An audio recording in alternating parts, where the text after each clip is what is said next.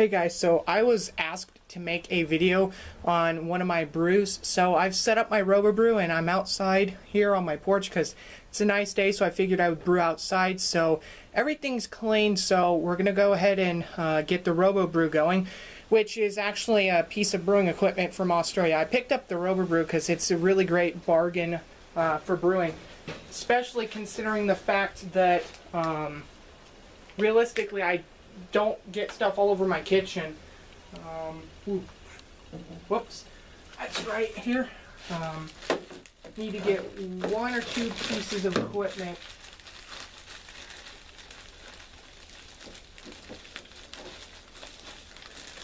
Out of here really fast.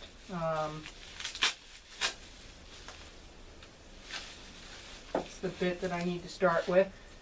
So, of course, we have these screens here, if you guys can see these, that basically keep the grains out of our wort. So I'm going to go ahead and screw that in and try not to scratch it, but there we go. Put that down in there. And I just remembered that I need to go grab something from the house. I'm going to cut away for a second. I'm going to go inside and I'm going to go and grab my this little piece that goes on the pipe for the wort when you're recirculating it. It's this like little rubber insert, and I remembered I had it in a different bag, so I'm gonna have to go inside and grab that real quick. I'm back. I'm sorry if the camera work's not the best. I've not really filmed that much before and just got a new tripod, so what I'm gonna do now is tilt this up a wee bit, and I hope, you know, doesn't get too much of me in there. But what we're going to want to do is go ahead and fill up the RoboBrew with our water. So I'm doing a 3-gallon batch, so I'm going to put like 3.5 gallons of water in there. I think that's good enough. I've got more, so I can just grab more, but I'm using bottled because my house water's, well, it's not great. It's got a lot of copper and a lot of chloramine, but I don't have any tabs to remove that right now, so I picked this up. It's pretty cheap. It was like 50 cents a gallon for this, and this is Crystal Geyser, and it's probably one of my favorite waters if I buy bottled for brewing, because I stuck a solids meter in it, and it was reading like 60, so it's not completely barren, but it doesn't have a lot. There we go.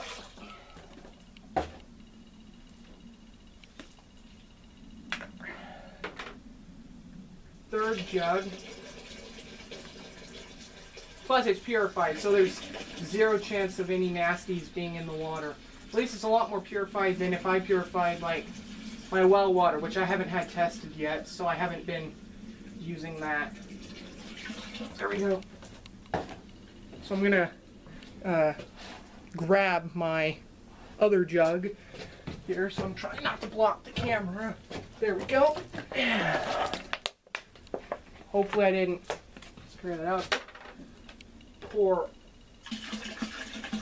basically all of this jug, which was used for brewing. I've just stored it. I mean, water keeps.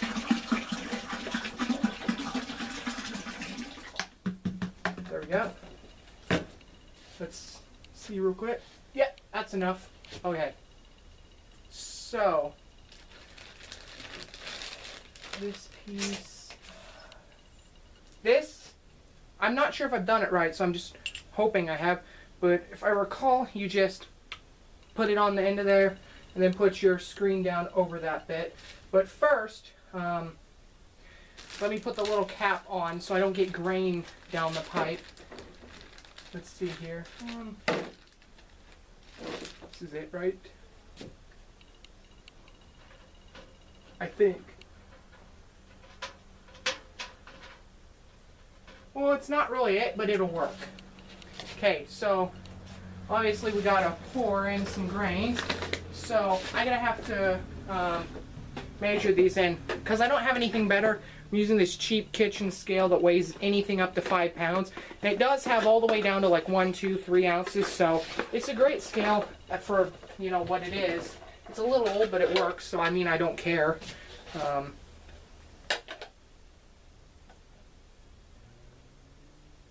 Can dial it down to 0.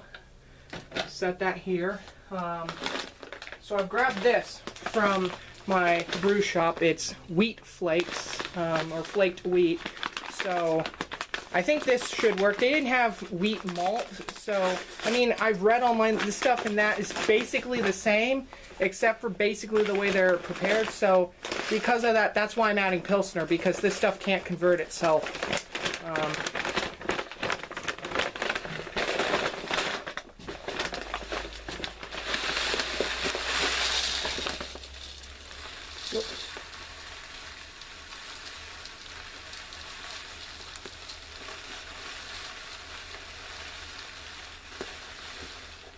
So we're going to use all of this, I think, or most of this.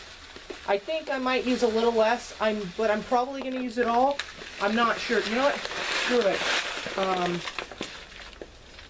Screw it. I'll just use it all. I think for at least this style, that would probably be best. And I just remembered, I have to go grab something to stir this with. Holy shit.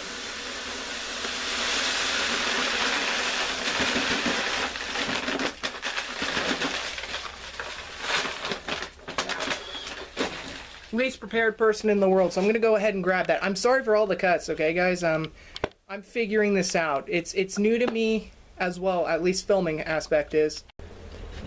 Okay guys, so I had basically this in the house that I bought off of More Beer like 2 weeks ago. It's sterilized. I just sterilized it. I just completely forgot that I was gonna need it. So before we add anything else, let's kind of give this a good stir so we don't have any weird, disgusting chunks that'll mess up. Well, it won't mess up your beer, but it can definitely make it not as good as if, you know, as if you stirred. So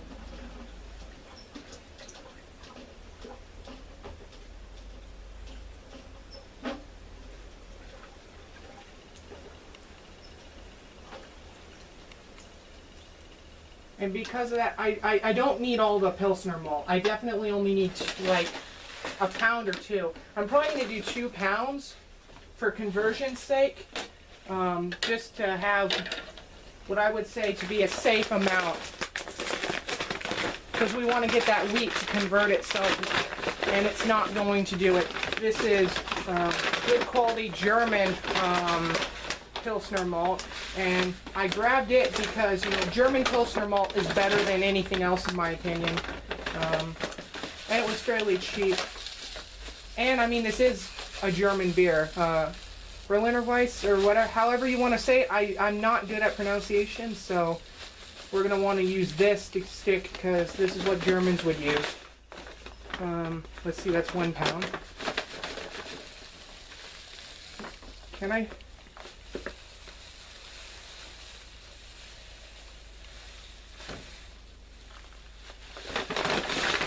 Now keep in mind this is gonna boil later, so let's see, that's 1 pound 4 ounces. So 12 more. I need to add like 12 ounces of this stuff.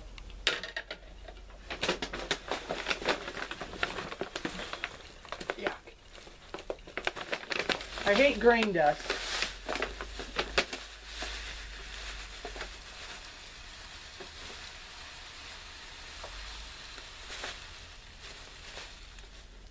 There we go. Of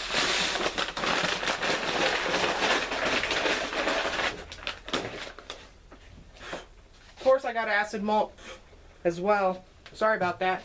Stuff just blew in my face. So, but I'm going to add the acid malt later. I think what I'm going to do here is I'm going to do all this and I'm going to go for an hour and a half, maybe an hour. I think an hour would probably be good enough. And then what I'm going to do afterwards is I'm going to remove the top plate and add the acid and go for another 45 minutes. That's what was recommended to me for this style. So let's just give that a stir. Definitely enough water, I would say. It's very soupy, so should be enough water, I hope. But we're going to go ahead and roll with this and get all the dough balls that might be in there out. And I hope, because I'm using so much wheat, that we do not get, you know, a stuck sparge, or it doesn't stick and then I can't recirculate. That's what's worrying me. But my shop did not have any hulls, so we're kind of winging this. I have no idea if this is going to work. The recipe's good, though. Let's see. Oh, yeah. Well, I'm thinking about it. Hops. GR Tradition. I mean, German hops. They're the only German hops I had on me right now. I went to my shop. I was going to buy more, but I figured, I mean, GR Tradition is Hallertauer Tradition, so it should probably work good enough. We don't want much. Maybe, if at most a half an ounce, I would speculate, of those would be probably good enough. So we'll roll with that. In the meantime, let's see here.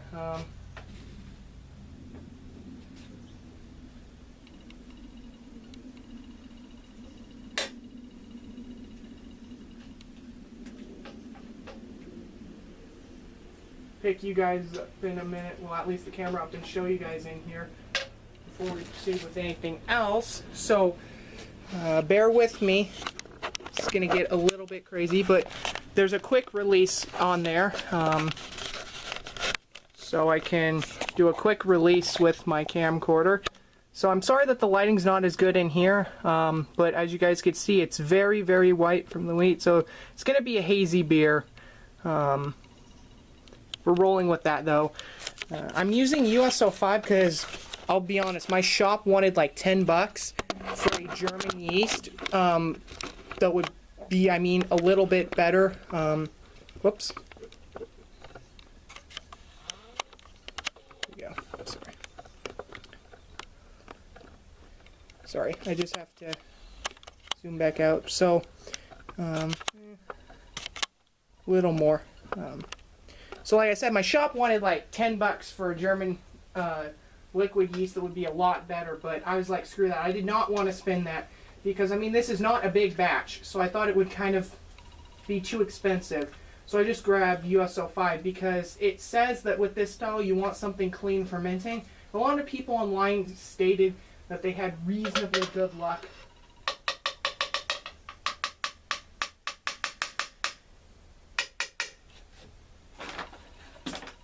Don't mind that. I did not set it on the table. That is clean. Trust me. I set it on a clean towel and wrapped it around. That's straight out of my washer and dryer. And it's hot and it's been washed. So it is clean. Trust me.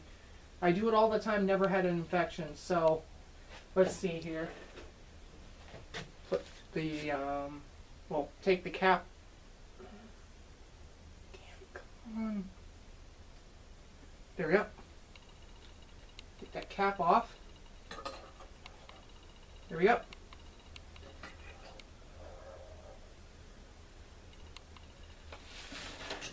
Push that down a decent amount. Normally you're not supposed to, but I've had better luck. Whoops.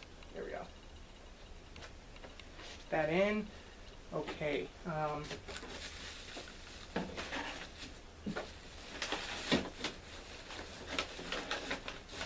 Before we go ahead and put the lid on, I'm going to go ahead and get this set up, which is for recirculation. So let's see here. That's a little bitty bit that I went to get this wasp, scram, shoe. Ugh. Do not want to get stung by that. He's definitely intrigued by my brewing. Scram. Shoo. Ah, fuck.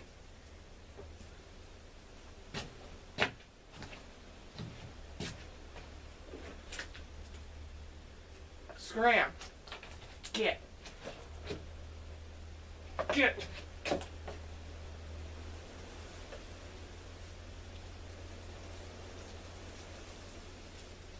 Just my fucking luck.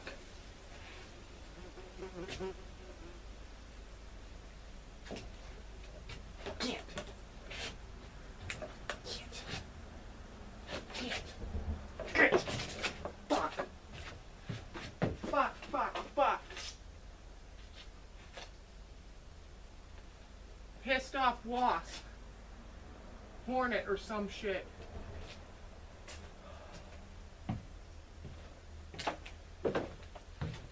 I think he's gone.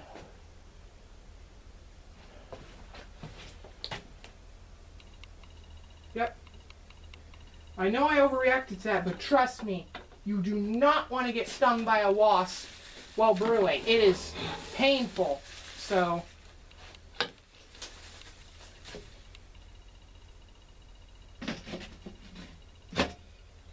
the lid on. Put that through. Whoops. Damn it.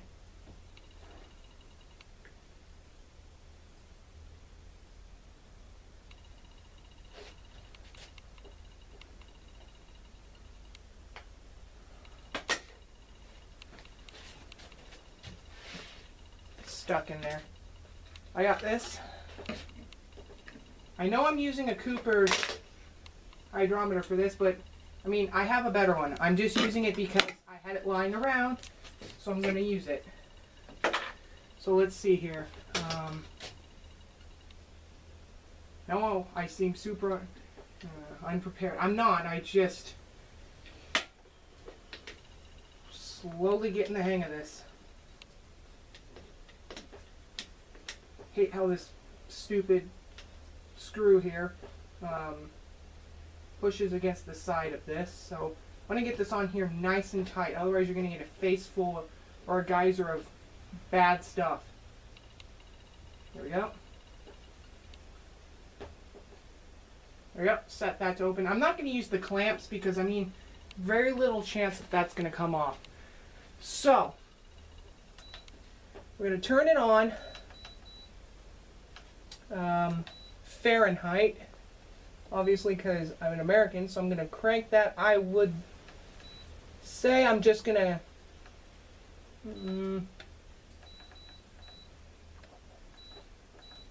put like 152 to 154.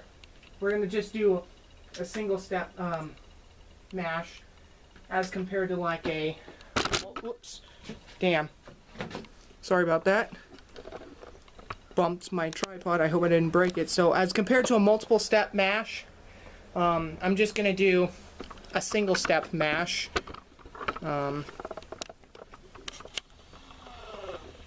See if we can't get a temperature reading if it wants to focus. I'll just leave it there. So basically we're going to do a single step mash because I think that's going to be probably the best for this. I mean, I could do a multiple step, but German Pilsner malts, pretty simple. You can usually convert it. There'll be a bit of protein from that and a bit of protein from the wheat, but I think just doing a single step is probably the best. So I'm just going to let that warm up with the 1000 and the 500 watt the burners. As far as like the RoboBrew goes, I like it a lot. It's a great system. It's durable.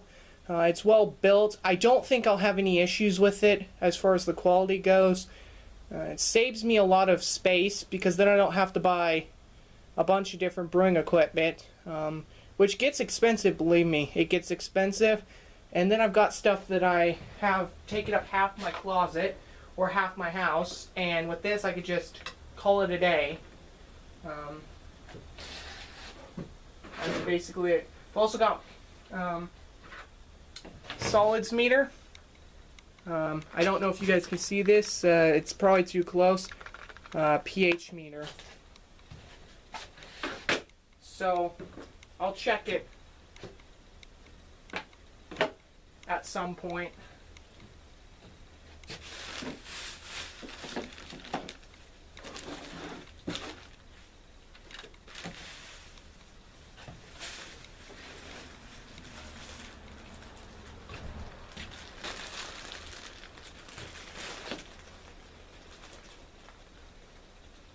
Just bring up some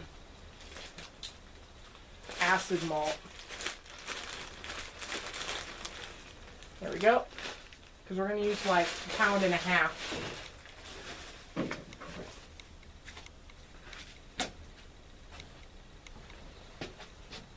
You guys can see it's already gonna, I mean, this is the 110, I think this is the 110 watt or volt system, so this is the lower one, but it goes up fast considering what it is. I've never had any issues getting up to a boil without any like external sheeting to hold in heat. A lot of people do that. They'll like wrap the RoboBrew. I've never needed to, and I'm just using it as is. You guys can see that it's already got up like 4 degrees in like the last 2 minutes, so it really gets rocking and rolling. But really, to get up, you got to have both on, and then when you get up to the temperature, I generally like to keep them both on then to maintain the temperature. But if you need to turn one off, turn the 500 watt off. It's not enough to keep it. Like, I've gotten it to temperature and then left it on just the 500 watt burner in there, and then basically, well, heating element, and basically when I've done that, I've noticed that the problem is that it'll start to slowly drop temperature. It's not enough. So to keep it at temperature, you basically have to either leave them both on or leave just the 1,000 watt on, and that is enough.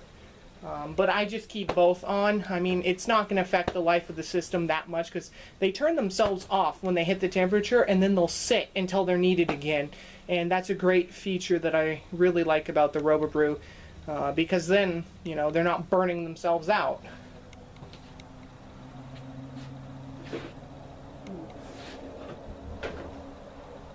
Some of that out of the heat.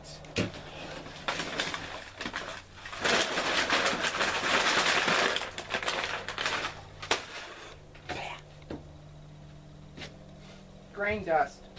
Stuff is messy. Oh yeah. I don't know if I'll need it, but I might, so I'm going to zoom out for a second. So, you know, it's 89 degrees, but what I'm thinking about tossing in is, whoops, a wee bit of this Yeast beer nutrient blend for the yeast, because I think it might help. It's a fairly low alcohol beer. It's only going to be like 3.6%, if even that, 2%. Range maybe. No, it's not really 3.6. I think it's like 2 point something. I can't remember, but it's really extremely low. So, I mean, it doesn't need it. I just toss it in because it's a habit, and it's cheap. And I mean, I have a whole tube of it. I paid $3 for it. So, I mean, it doesn't cost enough where I'm gonna start missing it. So, I mean, it's a habit. If it's cheap, why not throw it in?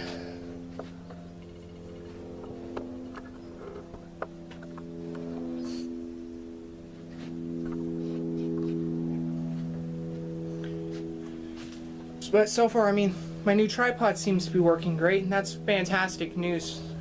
I do intend to make more of these videos, and I guess I'll get better at it over time. I mean, I'm definitely not the best cameraman. I mean, I've made videos and stuff before, but you know, not on beer or anything, really, where I'm explaining something. Oh yeah, acid malt. This is part of it. I bought this today, so it does not matter that they stored it in a Ziploc because it's fresh. It came right out of the container today. Acid malt, and I'm going to use this and all of another bag, and that should give it that nice tartness that I'm looking for. This is good quality acid malt. It will drastically drop the pH, but it was definitely recommended to do an hour mash, normal mash, and then to take the plate up and then to place the acid malt in for 45 minutes after that. And by doing that, basically, I guess it just works better. That's what I've been told. I'm sorry if you guys hear a lot of like construction type noise in the background. The neighbors are, I guess, doing some stuff, and there's a noisy truck down the road, so I apologize for that, but that's just as is. And I apologize for the out about the wasp, but I've been stung by those things so bad before, so bad that I've like had to go to doctors to get it treated because, you know, like I'm not allergic, but it does pretty adversely affect me. So try to avoid them if I can. In the future, though, I do intend to get a better camera. I'm saving right now, outside of work right now, because I'm looking for work. I've applied a couple places. I just haven't heard back. So because of that, I don't really have, you know, much for a camera, but still do my brews. And I'm going to keep doing my brews fairly cheap. I just do stuff for family and friends. I don't get paid a little bit for it, and you know, that goes into my brewing. But as far as things go, I do intend to get a better camera, a 1080p camera in the future. And that's why, again, I hate to say this, that's why there's ads on this channel, is to support buying ingredients and equipment to keep making these videos. Because I definitely do want to make more beer videos. I've definitely gotten into the hobby a lot more. And it's definitely something that I'm interested in. And, you know, I don't drink that much, honestly, myself. But I like making beer and I like sharing it. And I guess that counts more than, you know, drinking it yourself, is that sharing it with other people. And you meet a lot of interesting people, to say the least. And it's really almost an art form, because you get to experiment and there's unique things with it, and it's really it's an old craft. Obviously, you know, it's been around for thousands of years, but that still doesn't mean that it's going to go anywhere. It's definitely a great hobby to get into. I'm more into the wait a year, 2 years, 3 years, 4 years, whatever, for a bottle of wine. I know there's people that do it, but it's just not for me to wait long periods of time. Oh yeah, ooh. That's turning nice and yellow. That's definitely from the Pilsner malt, which is some good quality stuff. I think that bag of Pilsner malt was like $3 or $4 even. The flaked wheat was like $1.30 something a pound, I think. So I think it ended up being like $7, $6.50 or something like that, which is not bad. So I've only got like $10 in this batch, honestly, which you could not even buy the amount of beer that I'm making, including the price of the bottles and whatnot, for what it costs to make my batch.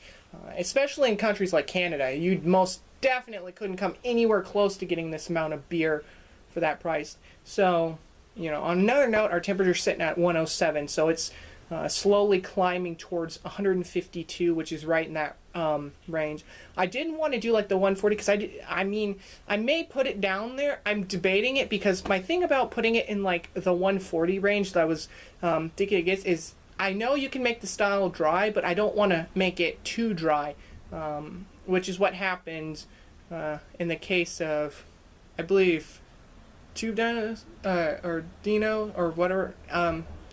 You know, in his case, he brewed this style, and his ended up being a wee bit drier than it should have. So he was recommended, I think it was to put crystal, I think is what it was, in there to kind of balance that. So I'm trying to avoid that problem. So I'm mashing at, you know, the alpha as compared to the beta amylase range, because if you go up to the 50 to 50 like 7 or 8 range is alpha amylase, which the yeast won't ferment as much of. So of course you might end up with a little bit sweeter beer, but you're definitely not going to get that dryness, and I think that's what I'm looking to avoid. I'm going to leave it maybe in the 140 range for a little bit, but I don't want to get it like super dry. That's what I'm trying to avoid, because I guess you definitely don't want that with this style. But no, it's like, as far as hops goes, I was reading, and the style guidelines, like, because you can look it up for what like judges look for in a style, and I like to tend to keep my beers somewhat within the ranges specified, because then at least I know I'm brewing what's considered the right way to brew a style, I guess, you know, at least the officially sanctioned ingredients or whatnot. And GR Tradition is, you know, a German hop, and this is German beer, and this would have been available back in the day, so that's why I'm using it. But I'm thinking half an ounce to an ounce tops, because you do not want much hop presence in this style, at least if you want to keep it true to style. You can go outside of style and do whatever you want, of course, but I just don't like to do anything super, super, super out of a style. Because then, is it really part of that style? Does it really fit into that category, is my opinion at that point. Which I guess, you know, it's, I guess, personal opinion, but to me, I just have never been somebody that likes to go, like, really far outside of a style to the point where, to me, it almost feels like it's not that style. Again, that's personal opinion. Oh yeah, that's looking great. So, I know I haven't started recircling yet, but that might mess with the temperature, but you know what? Let's let's get that going. And let's tilt you up. Whoops. I don't know if you guys can see that, but see that yellow, nice golden color? That right there is basically, you know, the Pilsner malt. It's pale. It's definitely almost, you know, transparent, but it's going to give it a nice kind of golden color from that. The wheat is definitely enough, in my opinion, to make it hazy. It's going to get hazy, and that's my honest opinion. So we'll still end up with a nice cloudy beer in the end. Even though it doesn't look like it now, we will. It's definitely cloudy. Like, if you look in there, the wort is definitely milky, so we can tell that there's a lot of that haze going on in it, which is, you know, as stated, both good and, you know, bad. So, oops. Oops, zoom back out.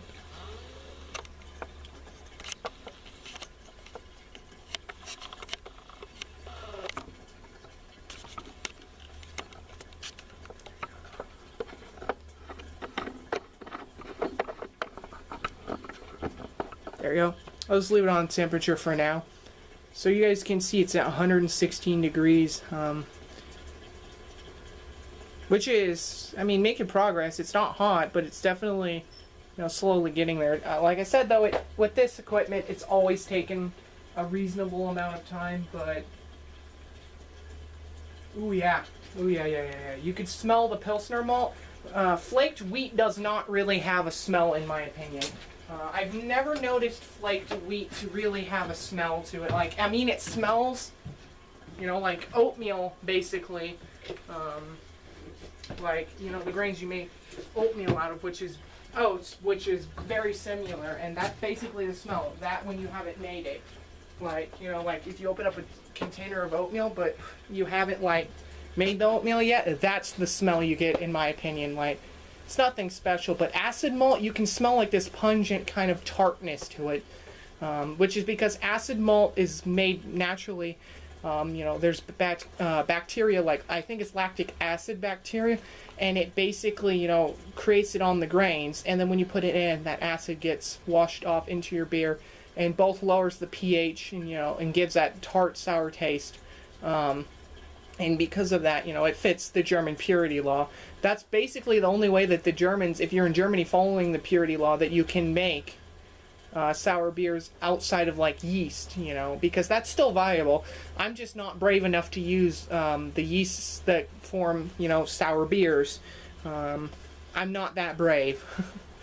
I'm most definitely not that brave yet, so I have not tried it because I'm still a bit nervous about that, trying sours or stuff with Brett, given the fact that, you know, it can infect your equipment, so the point that it should only be used for that in the future, and, you know, I've just been a little wary of it. So in the future I may try a legitimate sour. It's just at this point I'm not brave enough, and I'm definitely not going to do it. The temperature seems to have stalled, of course, because of the pump, but it is circulating the temperature, so it should get more of an even. Oh yeah, you can smell that. It smells fantastic.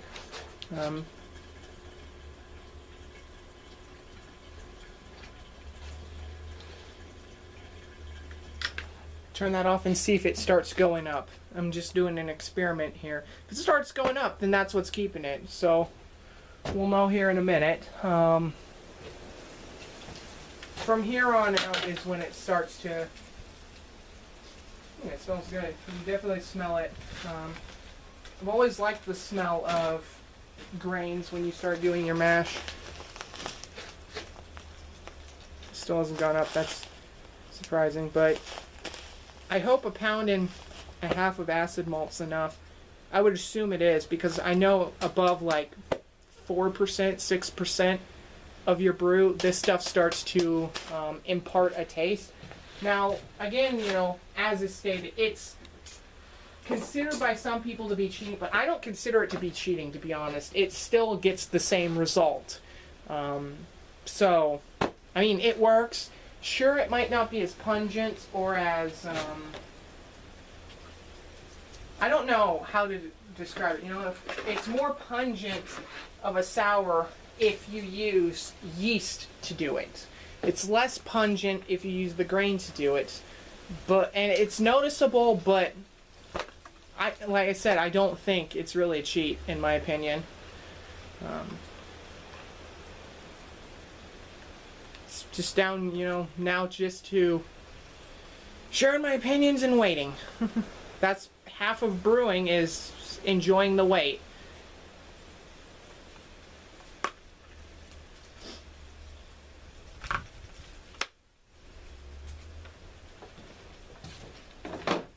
I am going to go ahead and run in the house really fast and grab something to take a little bit of that out.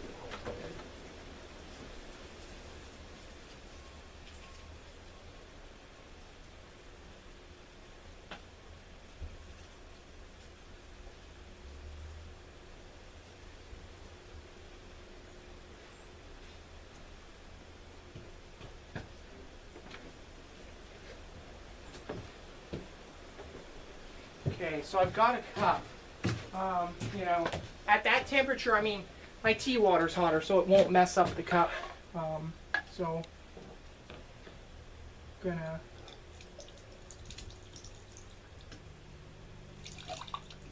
not take much out. Good smell to it.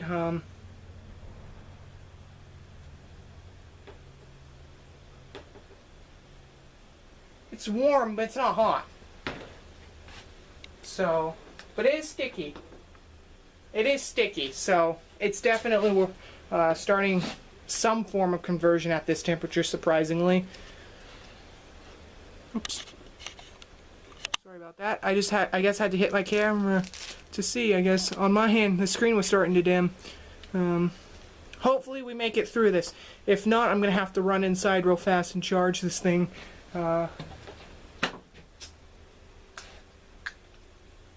That's definitely one of my motivations for a better camera. So, you know, screw it. I'm just gonna tilt this and stick my solids meter. So it's 60. Just the water is 60.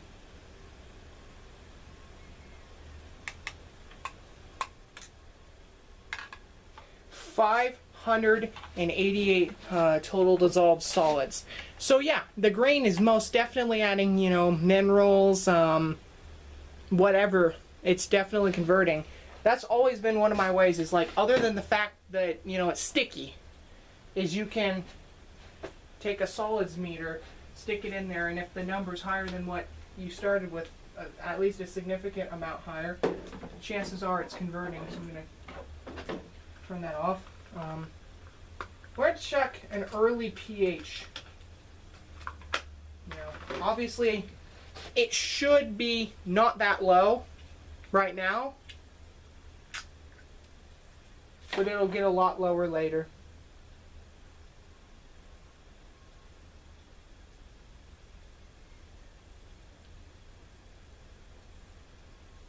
Okay. Let's turn this meter on and, whoops, she's on. Tilt and submerge. 6.1. 5.7. It's 5.7. That's not bad. It's definitely going to drop it's going to drop to the range I want, which is really with this dough, I think it's going to be 3 or 4 probably after I add the acid malt. I'd be willing to bet it's going to drop quite a lot. But basically, you know, the early pH is not that bad. Within the range. I've had some water be really high. You know, my sink water, if I was able to treat it, is honestly higher than that. My well water, which is straight out of the ground, I mean, it might be clean. I just got to get it tested because I don't want to stick it in there if it's got contaminants, you know, bacteria or something that can screw my beer. So I have to pay to get that tested. But basically, that water is like 6.3 out of the ground. And that's just, you know, natural California water. Quite high in copper, like I said, so it does leave residues. So I tend to filter it, like through even just a generic pure filter or something will remove enough of the copper that it stops leaving a residue and then starts, you know, just making better beer. Because if you leave all that copper, because it's leaving a residue, it leaves like a metallic twang to the beer. You can taste the copper. And frankly, that much copper is also kind of bad for you. You know, it can cause, I've read that like excess levels of copper could cause like mental development issues and like anxiety and shit like that. So, I mean, it's probably for the better that I also filter it out. And hence why I'm using bottled water today. Because I have access to a report pretty much every month from this company. They send me a report for their water because I asked them to. And, you know, it's consistent. It's very low in anything like copper or, you know, lead or anything. It doesn't have anything bad, really. It's got the minerals I need. You know, it's good water, especially for like a Pilsner or something. It's very mild water. But it is filtered less than others. They like filter it for microbes, but they don't filter it like to remove like minerals and stuff. I think they do like ultraviolet and shit like that to it, and I think that's how they kill like the bacteria, but don't screw with the minerals. Because I'm pretty sure, if I remember right, I could be wrong, that that's like the only way to filter water that's not gonna remove the vitamins and minerals that, well, again, also you would need it to leave them in there because yeast basically cannot function in a completely mineral-free wort, which is why if you use distilled water and just straight up didn't add anything, not only would every time you drank that beer, it would suck minerals out of your body to make up for it. It would also probably not ferment that well, to be honest. I mean, sure, the grains will add a little bit, but I don't know if it's enough to like counteract the distillation. Well, it's starting to get a bit windy, so but that's no concern because we do have a cover. Nothing, even if something fell in there, I could fish it out, but like it's covered. Rest assured, no microbes or anything are getting in that. But it's 138, so it's slowly climbing. It's almost towards 140s. When it gets to temperature, we'll recirculate it a little bit more. And then we'll leave it there for an hour. And then after we, you know, well, most of an hour, I might do 45 minutes, it doesn't really matter. Then we'll toss in the acid malt.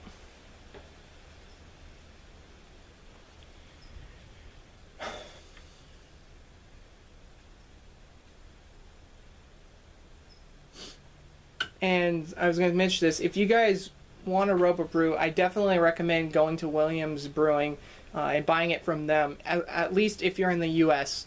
That's pretty much the cheapest place, and the place that I've found most often has them in stock. Don't buy anything cheaper than the Robo Brew, because I know there's a couple units, like Williams, I think might make their own, I don't know, but they have one that's cheaper, but it's not good. Like, if anything breaks in it, it's like welded in. You can't fix it.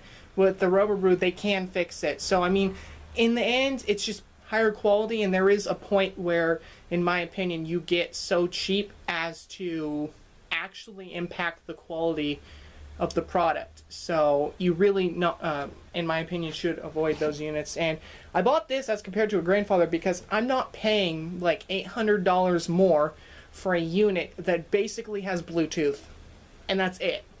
That's the only thing it does that this doesn't do. So why should I pay $800 more for what's essentially a glorified toaster? At least if you use that analogy. It's just taking this, adding one thing, and jacking the out of the price. And I'm not going to pay $1,000, $1,100 for Bluetooth. Because frankly, I don't even use Bluetooth for anything. Like, I don't use it in my car, I don't use it on my computer, I don't use it on my phone. But that's just me. I mean, sure, in some people's cases it might be, you know, beneficial, or it might work. But at least not for me. There's other all-in-one brew systems. There's the Pico Brew Zymatic, which does, I think, 2.5 gallon batches, I want to say. I could be wrong, I can't remember. All grain. It's like $3,000 though, so it's not really worth it, because it would take a long time to get your like return out of it, you know. And I'm sure it's a great system, but it's just overpriced. And that's my opinion on that. Like, if it was cheaper, if it was like, say, $700 or $800, then I might have considered one of them instead of the Romabrew, because they're just better. They come with everything, you know, your beer faster, and it's just, you hit it, put in your recipe, and then, you know, you can add, it adds your hops, does everything. So, in a way, it's cheating because you're not doing the work. But with this, it's kind of the same. I mean, you're doing more, but you're still not doing that much. Damn door keeps blowing open a bit. I'm just trying to keep it shut because I don't want a bunch of flies and going in. God. There we go. There we go. And like I said, I mean, with this, you're doing more than you would with like the Pico Brew, but still, you know, not that much.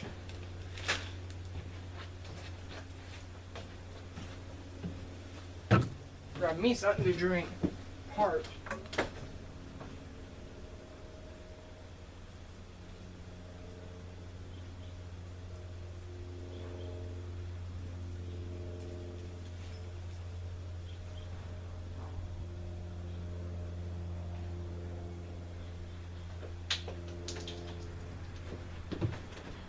There we go.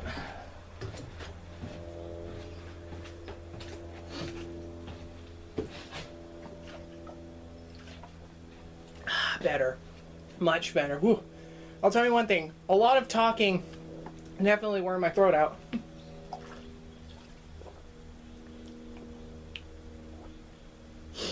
Ah, it's 150 now. Great. So in like 3 minutes, excuse me, can probably, well, not even 3 minutes, turn the pump on, rest at this for a bit of time. Let's see here. Timer, let's see. No, it's clock on my phone. Let's see, let's open the Android clock. Timer, let's set it for, what the hell, 1 hour. There we go. So that will start to vibrate and make a ton of, you know, fanfare when that's ready.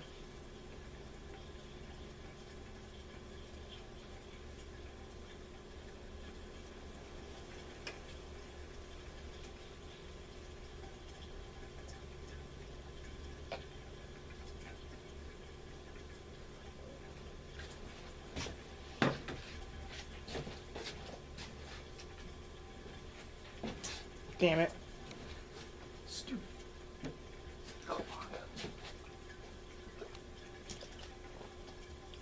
There we go. Still coming out clear. It's not 154, it's safe. I don't care if it's a few degrees above.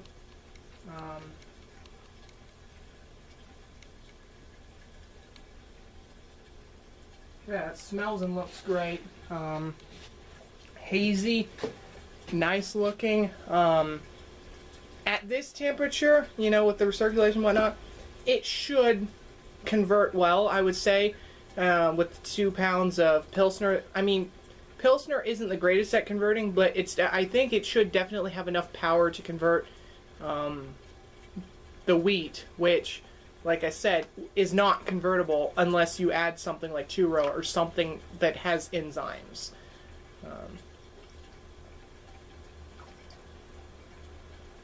Yeah.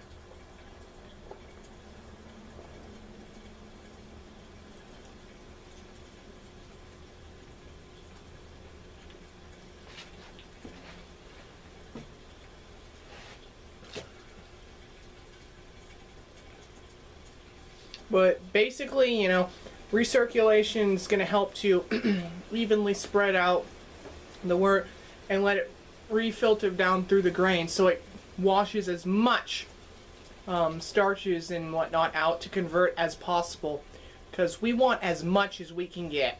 Now, normally, you know, even though it's low alcohol, but in this case we really do, because this is going to be low alcohol, so we want to get as much as we possibly can, because we don't get that much to begin with, to be honest. And because of that, you know, it's every bit counts. So we just want to mash that out and get all of it out, and you know, it's also going to affect, you know, the taste and flavor quite a lot.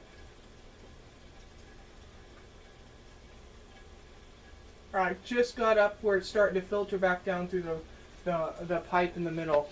But I mean, it's so clear if you look at it. It's a little yellow, like if I put my hand near it, like you can see it's like a little tiny bit yellow. You know, like, I mean, you guys can't see obviously because I forgot to move the camera, but my point is you know, like if I put my hand near it, like my skin's, you know, reasonably pale. It's like, so I mean, you can tell it's not like clear. That's like a major, you know, like if it's white, like you tell, but it's yellow clear, so I mean that's mostly the Pilsner malt, but it is hazy. And then, you know, once we're done with this, we'll drain, sparge a little maybe.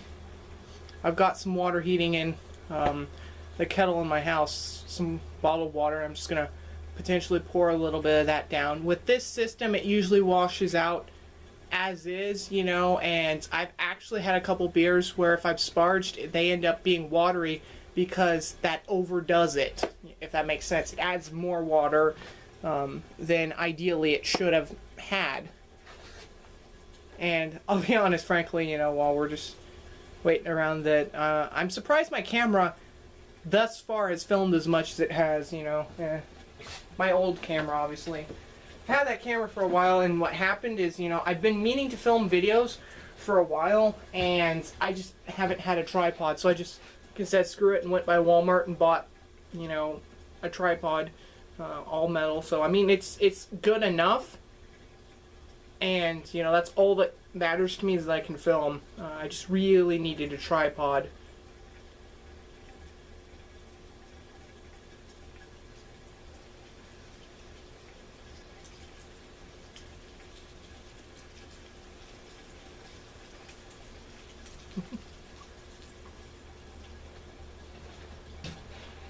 Oh, that's great.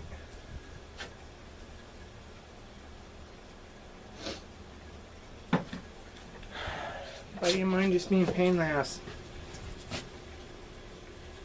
Let's see. Half teaspoon for 5 gallons of wort. Add 15 minutes. Okay. Fantastic. Couldn't remember if this was the yeast nutrient that's like 10 minutes or the one that's like 15. 149 is okay by me for temperature. That's going to put it down to the beta. So we got a little bit of alpha and probably a little bit of beta, but I'm confident at these temperatures that it's going to convert reasonably well.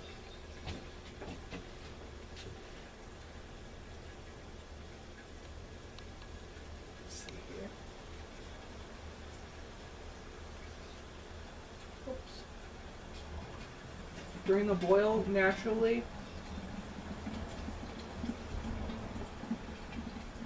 smells and looks good. But like I said, during the boil, naturally we'll leave the lid off.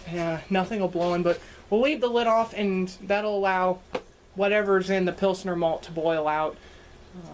You know, any kind of gases or compounds that we don't want that might leave weird flavors.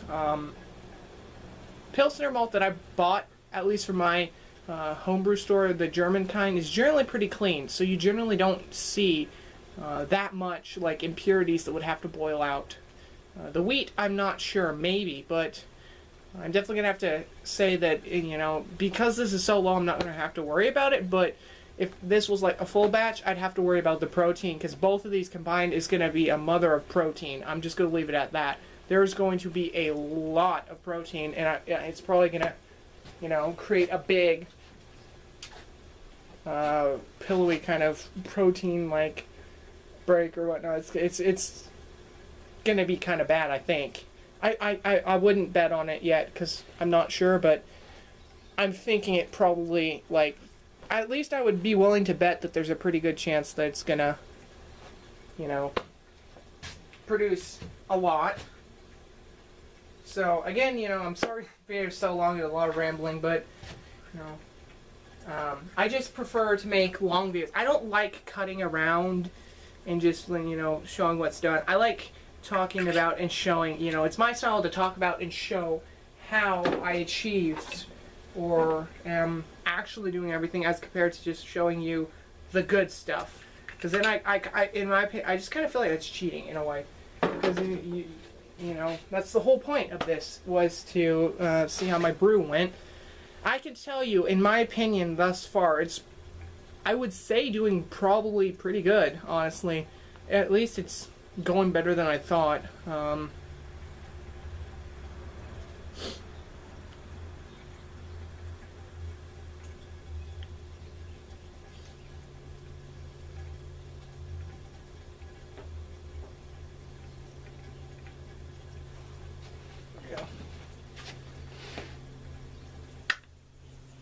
I think, as compared to leaving that on the whole time, I might just let it sit and kind of convert a bit for part of the time. I think that'll help more, but I just want to get as much out, because my last beer, you know, I ran the recirculation the whole time, and for some reason, it just, I don't know if I put too much water or what, but it ended up being malt forward, but after that it was really, really smooth. I don't know if it was just the smoothest beer on the planet, but it was just kind of not much going on. It just almost seemed like I kind of under-extracted, if that makes sense. Even though the original gravity was like 1042, so it said on paper, you know, that it was not bad, but in reality it's just didn't kind of add up like I thought it would. Of course, it could have been just because I drank a bottle, you know, within a few days of it carbonating. So it could have been, you know, that it was just early and that I didn't give it enough time to, you know, age. That could be what it is. I don't know that, but I mean, I'm thinking that could be it, to be honest.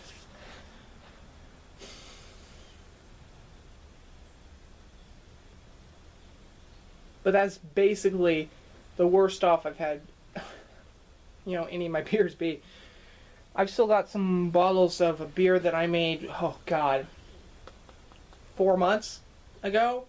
A wheat beer. That's fantastic. It was hazy in the start, but it's been sitting so long that the sucker just basically, you know, cleared up. It's clear as clear, you know, it's so clear you'd swear I put it through a filter. I've actually had people accuse me of that with that beer, but, you know, which surprising, I know it's surprising, it had like a ton of wheat in it, so I don't know. It just ended up being really clear. Oh, got an email.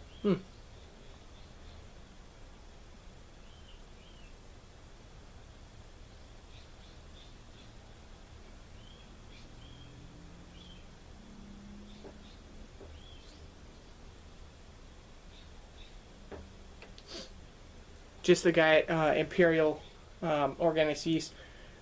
been going back and forth with someone there about their products, you know. I was possibly going to use one of their yeast, but I just didn't have anything that fit this style of beer, you know. They didn't give me anything really, really, really clean, so that's why I bought US-05. I think, you know, while it's not the style, that stuff's a beast. It can go through any kind, it can go high gravity, low gravity, like, it's a beast yeast, basically, you know. It's clean, crisp. I've fermented up to 90 degrees, zero, you know, problems, zero taste differences. It's just, you know, powerhouse of a yeast, and that's frankly why I picked it, because I know that no matter how acidic or sour this gets, the yeast is maybe going to slow a little, but it's not going to, like, pose an issue, which normally could pose an issue with other yeasts.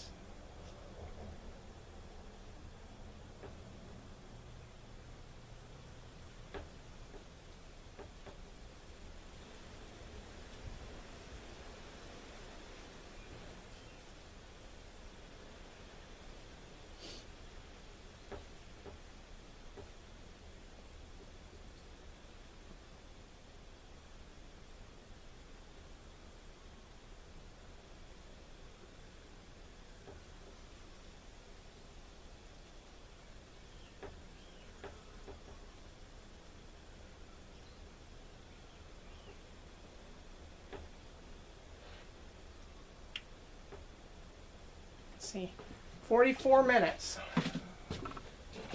44 minutes of just kind of, you know, letting this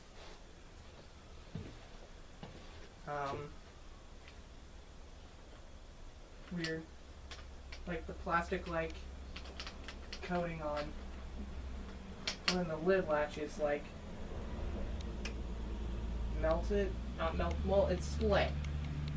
What the fuck? Oh, it's just some loud ass truck.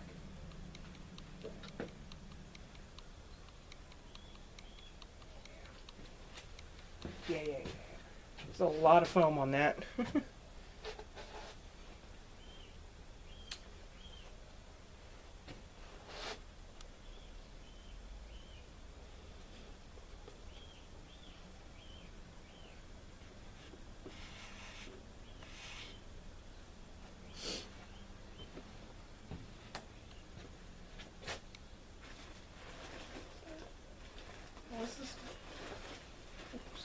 What was this malt again? Oh yeah, that's carrot right. Well, definitely don't want that.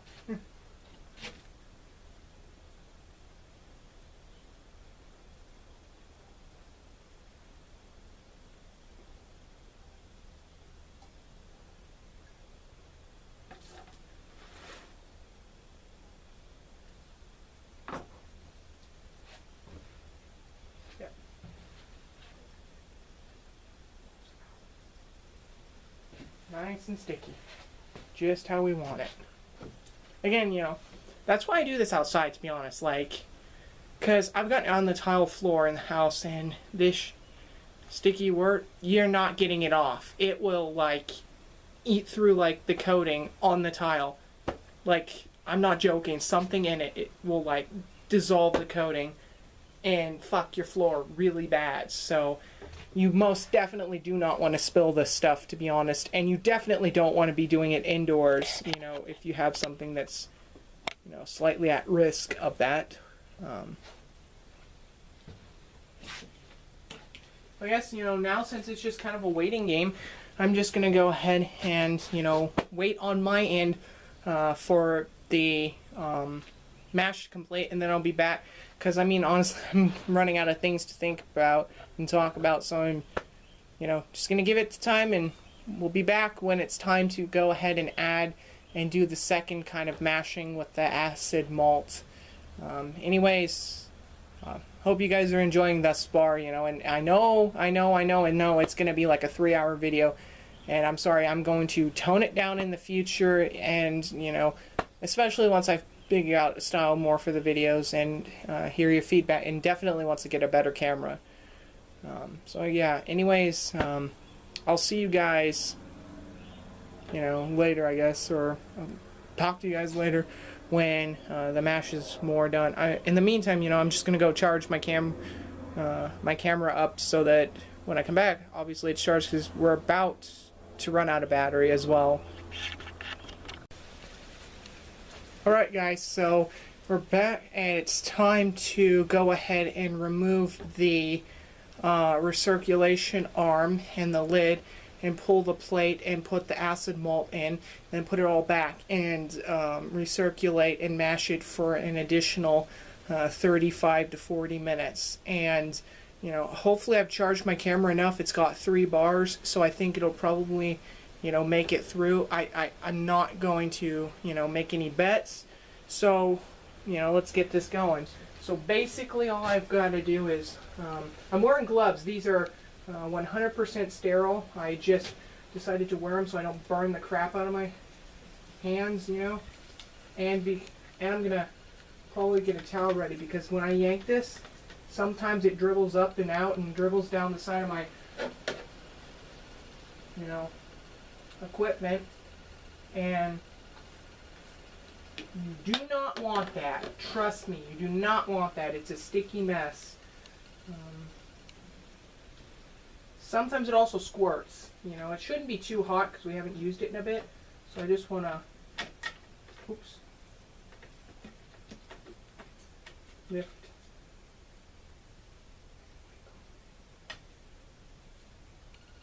Good. There we go. Rest that on the end of that cloth, which is clean. Take the lid.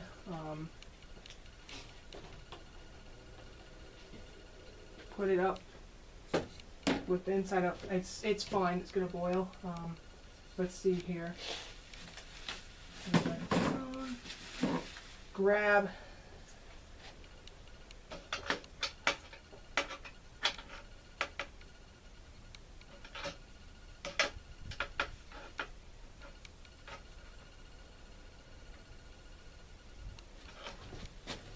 Give me a minute.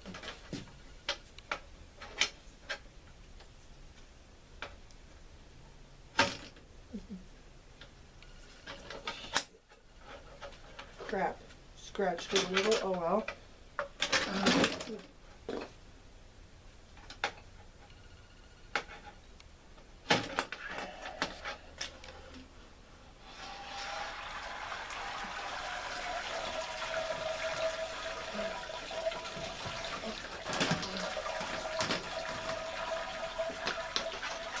We're gonna put that back down in a minute, guys. Probably gonna have to edit that. I didn't want to, you know, be on camera. I'm not that kind of person, but whatever. So let's grab both bags of acid malt.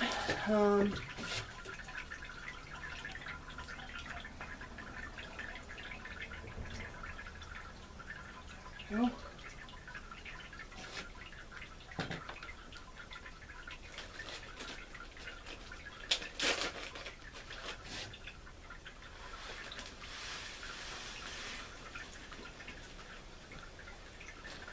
Try not to dump it down the pipe.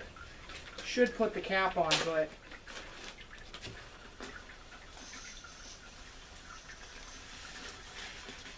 there we go.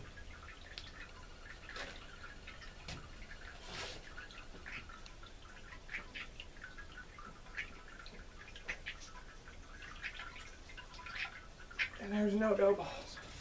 Okay.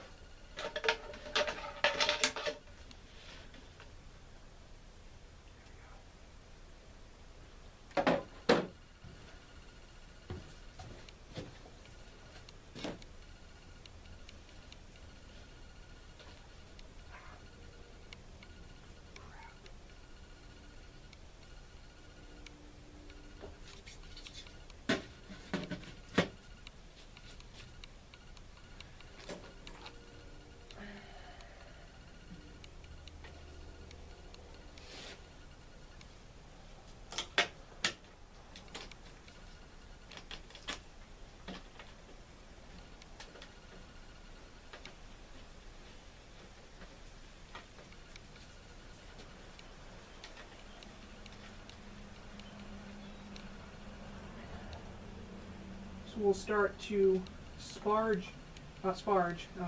recirculate. Derp. Not thinking of the right thing right now. Mind in a million places. So let's see here. Temperature is fine.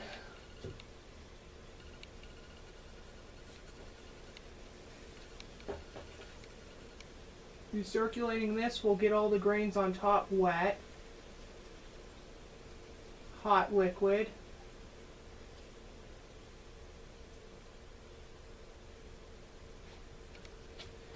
And, you know, I'd be wagering to bet 30, 40 minutes from now, that pH is going to be low, like really low, and that's, you know, kind of what we're going for. Whoops. Let's reset my clock real quickly. Android clock. Delete that one. 40 minutes. Start. 40 minutes is fine. 45 minutes, 40 minutes won't make a big difference. I'll just go with 40. Okay, so, you know, now that that's, as you guys can see, whoops,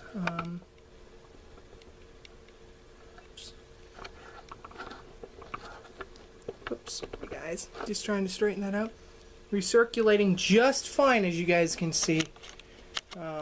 And, you know, that's part of the good thing. Now, occasionally I do like to kind of, well, it's not too hot yet, ow, starting to be, just kind of shake it around so it gets, you know, a pretty decent thorough, I would say, bit through that acid malt, because we really want to recirc that through. So I'm hoping, you know, here that this, you know, gets the sourness I want. It's only 1.5 pounds, which may have been much, may have been a little bit under, I don't know. Hopefully the finished product ends out, you know, kind of what we're looking for. I mean, it's maybe a wee bit early, but I mean, generally at that heat, it's gonna change the pH, I would think, reasonably quick. So I may take you know, a little bit. It's not gonna affect the finished product to take a little. I mean, I'm probably gonna add a little bit of water to it maybe when I put it in my Cooper's fermenter, which is what I'm using, because I got that from a friend, brand new, never used it, $10, so I figured why not. Pretty decent fermenter, to be honest. Like, Cooper's gets a lot of flack, but I'll tell you one thing, if you get their fermenters really cheap, they are really good, way better than a bucket, in my opinion, way better than a bucket. They put a bucket to shame.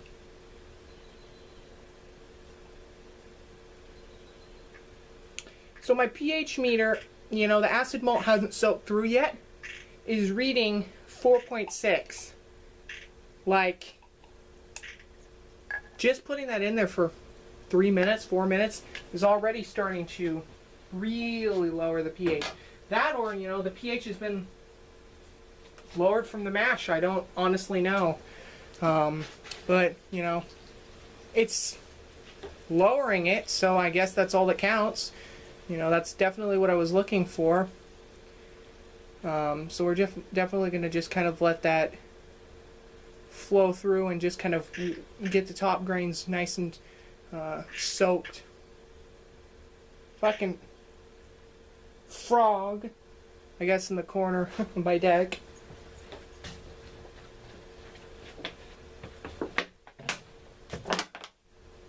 Sorry about that, guys.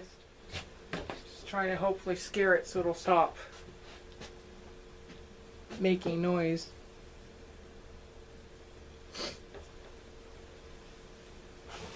And you can see colors hazy and golden.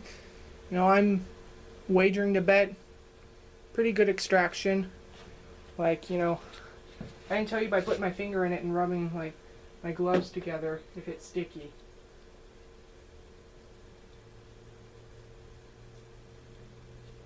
Yeah. Oh god, yeah. Ooh. Yeah, we got an extraction for sure. That's sticky. Really, really sticky. Damn it.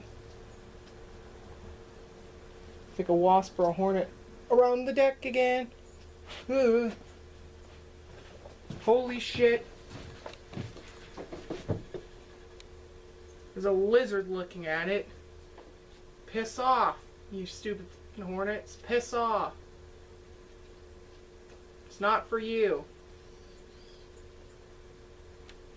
Lizard, go eat the hornet. Hoping the lizard that's eyeballing it eats it. It's like a hornet or a wasp. It's hard to tell.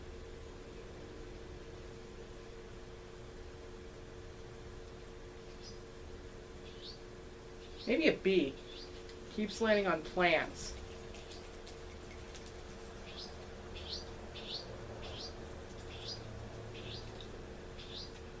Unless I'm just an idiot and don't know.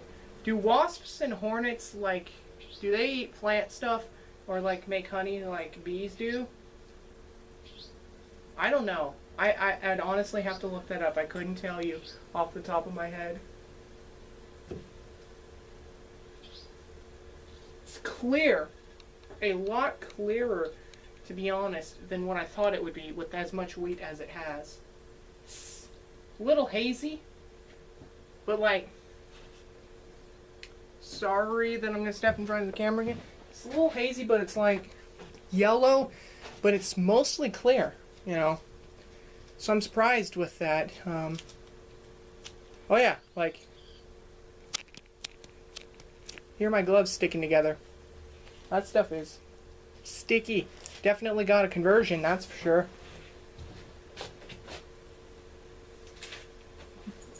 Nothing like good old sticking your finger in it, seeing if it's sticky test. It's gonna be a little bit drier. You know what? Let's cure you by raising you.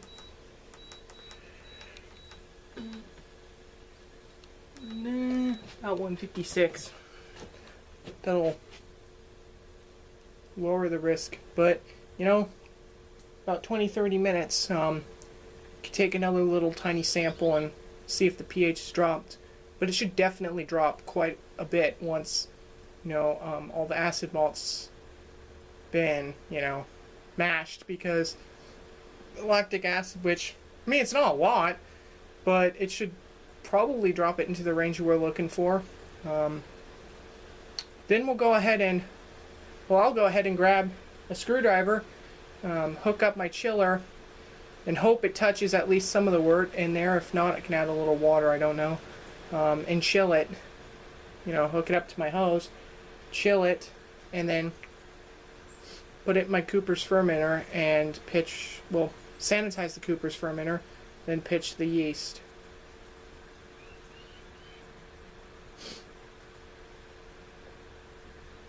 Then, you know, I'll probably give it 10 to 12 days. You know, I just don't wait 2 weeks because you don't really need to. 10 to 12 days is just as good, to be honest. Most of the time, I've even reached final gravity in as little as 8 days and completed, like, and have the yeast remove, like, any off flavors and stuff.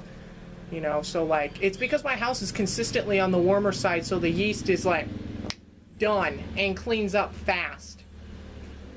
My Belgian, you know, kind of ale, well, it's not really Belgian, it's kind of an ale recipe I came up with that I did the other day. It's been fermented 4 or 5 days, cleaned up everything, took some of that, bottled it, you know, drank one, you know, right after it carbonated, clean, crisp, not a damn off flavor. I mean, it's going to develop a little bit, but no off flavors. And because of that, you know, I know that I can make beers really quick. And we're about to have like an 80 degree streak for about 4 or 5 days. So, you know, USO5 is tolerant to that.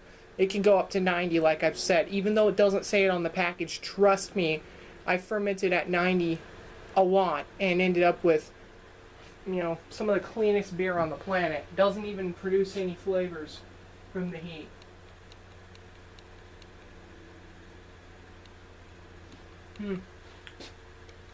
Not bad. Not bad, I would say.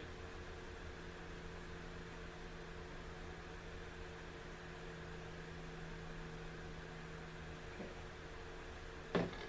Let that's cooled down a bit. It's stick my pH meter and see if it drops any more from that sample I took a moment ago. That's stabilized.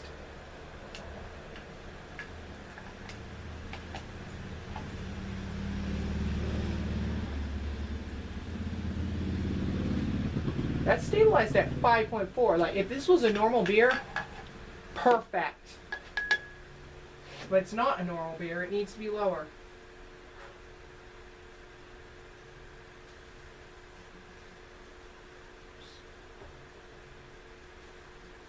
No, don't want that. Whatever. See my fingerprints. 30 minutes.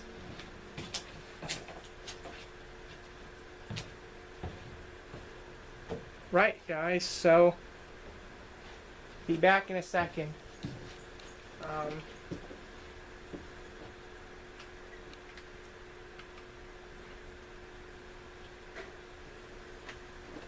Well, that's smashing. I'm going to run and grab a screwdriver real quick so I can get the cords and start putting them on the chiller.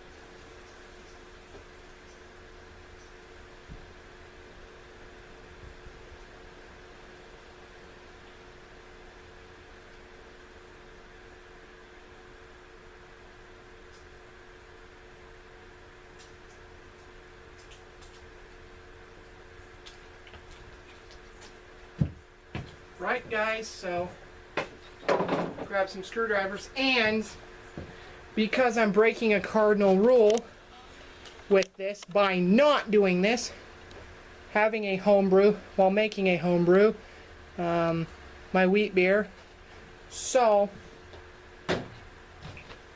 run in the house, grab the lines for my chiller and a glass.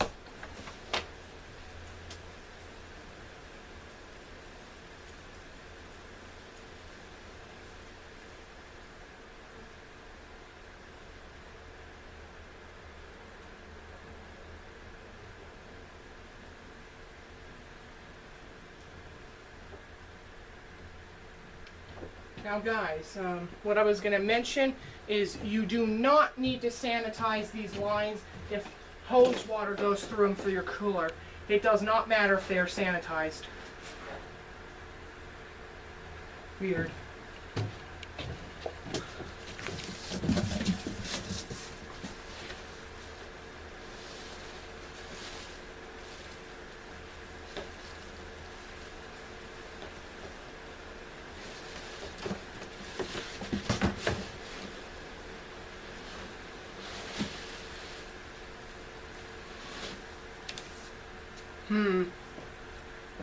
I'll be back in a second. I need to grab one thing.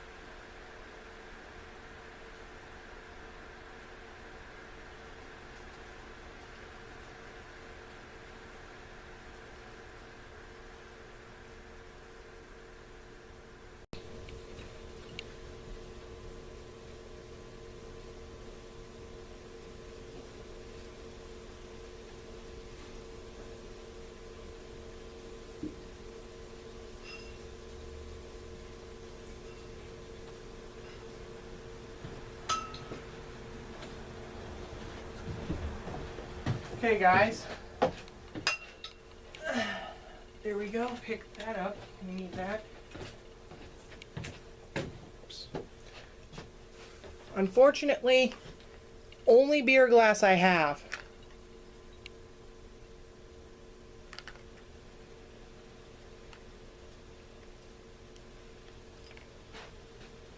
So, make it work. Someone took my clamps, but luckily, you know, I've got spares. Thank God I bought those, or I'd be screwed. So,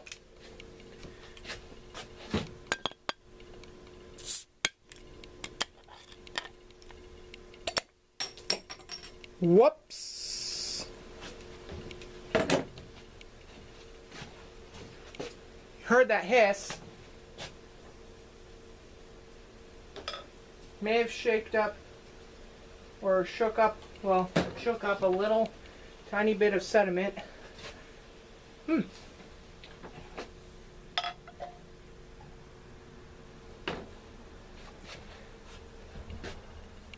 Right there's my wheat beer. Get that head and look at that color. This has tangerine peels, grapefruit peels, citra, and galaxy hops, and it's cleaned up and cleared up a lot sitting in the bottle. It's fantastic. Like, honestly, the clarity on this beer, as if, you know, it was filtered commercially, it's really good. Really nice beer smell, you know, just a normal strong smell. And, you know, this was hazy. Taste. Clean. A lot of the bitterness. This was really bitter when I brewed this. Has aged out.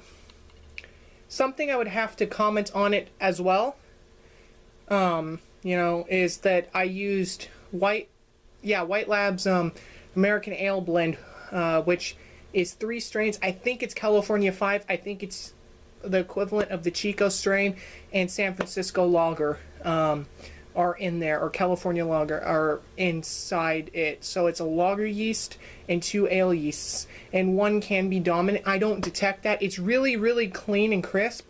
So I can tell you right now, more than likely, this was fermented mostly by USO5, maybe the lager, because it is really smooth and light. So it's almost got that lager-like taste.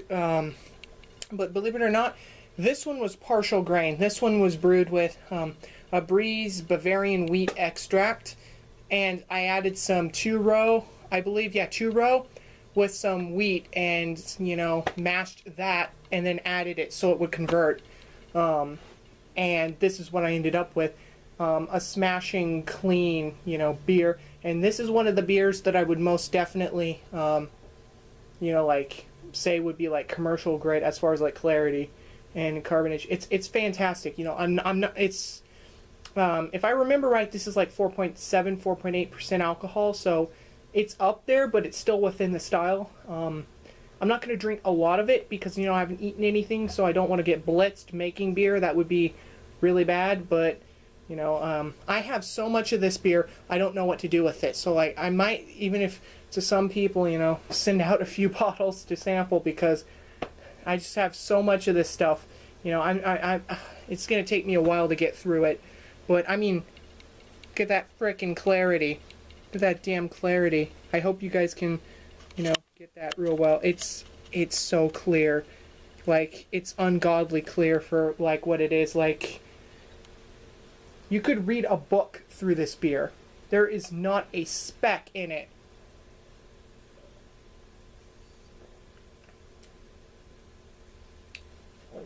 Light bitterness, maltiness in the middle, grapefruit, a little kind of passion fruity, kind of off fruit. That's probably the Galaxy hops, and on top of that,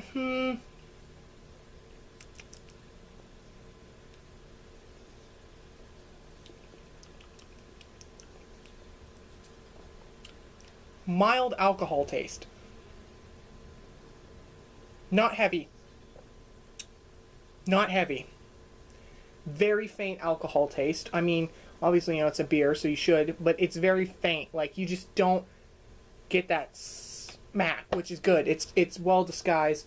This is probably one of my better beers I made, and this is 4 months in the bottle, so I mean, at this point, you know, it's mellowed the hell out, and the clarity and color is fantastic. Like, you guys honestly almost need to try this beer.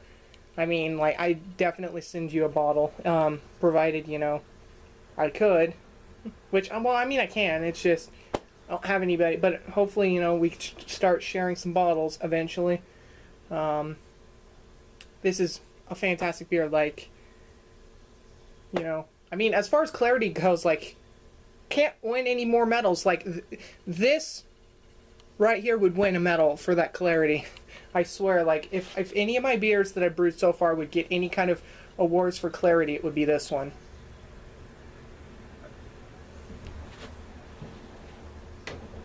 Not gonna drink that quick. You know, like I said, I've not eaten much, and if I drink that all, I'm gonna be blitzed, probably. Nah, I won't be. I could drink 4 or 5 beers and not get drunk, you know, but I just don't want to drink a lot because I do need to go to the store after this, and I do not want to drink a bunch and drive. That would be really bad. Do not do that. So, you know, I probably won't go to the store now, but it is what it is.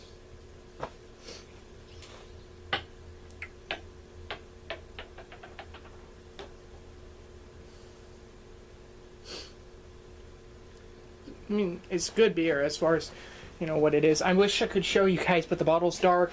I don't know if you guys are getting that, but do you see, like, that sediment on the bottom? It's tightly compacted, you know, and just on there. Like, you could shake the out of this bottle and it wouldn't kick it up into the beer.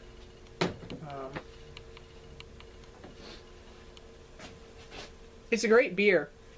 You know, like, the carbonation on this is good because I actually underpitched, you know, my sugar. I used corn sugar to carbonate this naturally, and I underpitched it. I only put like 3.5 ounces of it. I was supposed to put 1 per gallon, and this was a 5-gallon batch. So for what it is, like, it carbonated extremely well. You know, it's been cold crashing. Next time I'll show you my porter. And this beer here that we're brewing today, hopefully will be one of my better ones. But, like, as far as, like, clarity and things go, I hate to toot my own horn and brag about it, but, like, this is probably the cleanest, like, wheat beer I've seen, and it was hazy. Really, really, really, really hazy. When I brewed this, you couldn't see through it. And, you know, as soon as it's gotten in that fridge and started that, it's got lager clarity, which almost leads me to believe, but crashing it may have awakened that lager, because it was crashed in, like, the 50s, like, I think 54 or something, which it says that the California/San Francisco lager yeast can be active at that temperature. So, I mean, when I cold crash this, the ales may have fell out, the lager may have awoken, and this may be the product of the lager yeast, honestly. That's partially my opinion on it, because I can't really formulate any other means as to how this beer would have been as clear as it is any other way. And believe me when I tell you, it's real smooth, it's real clean tasting. So I don't know if it's just a product of all 3 yeasts, or if it's that the lager woke up and did that, but I'm suspecting it. I can't promise you that's what happened without having it tested, but that's my suspicions. And because it's just clean, it's fantastic. It's a really good beer. And this, I haven't been brewing all that long, realistically, about a year. And this was one of the, 4th or 5th batches, I'd say, my 3rd, 4th, 5th batch that I've made. I've made like 20 or 30 big batches now. It isn't a ton of experience, but believe me, I did all the reading and everything before I even started brewing. So, there's a lot of people that I would be wagering to bet that have been brewing a while that may not even, have that, because a lot of people, you know, don't read as much, but I read everything before I even got invested in the hobby.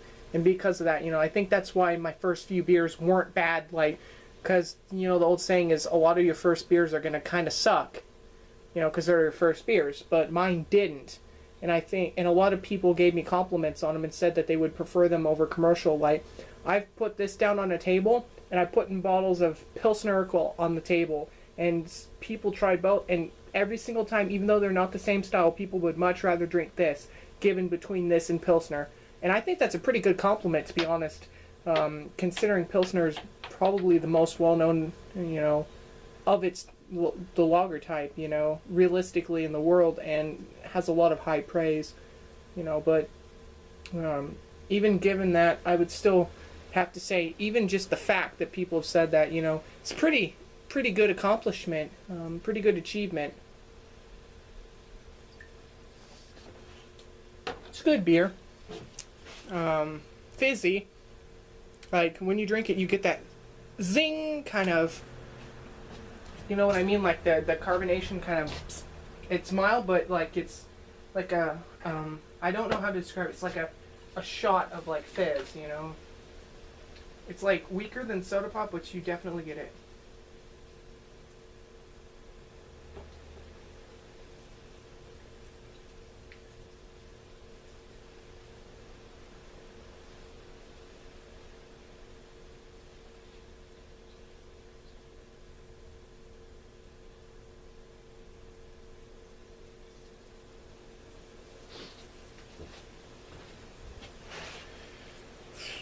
We've got 13 minutes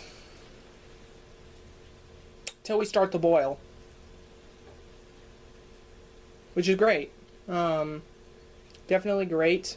So I'll take the lid off during the boil, because we don't want stuff hitting the lid and going. And I don't think anything will fall in the beer. I mean, if it does, it will get sterilized anyways.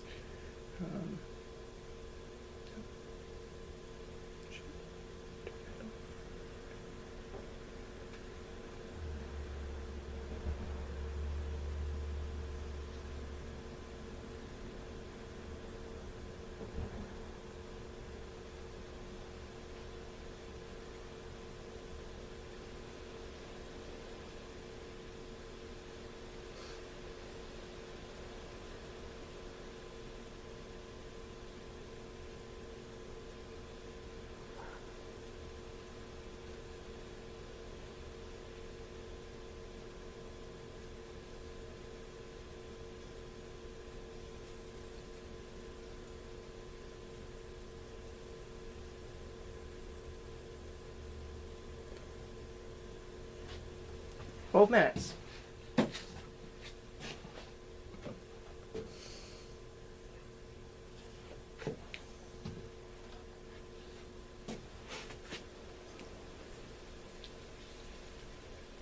Man, like, you know, like, even if the carbonation stops showing up in my wheat beer, which the head dies after a while, like, if you spin it around in your glass, like, you can still see bubbles coming up. So, like, even though, like, you don't visibly see it, it still tastes carbonated a lot.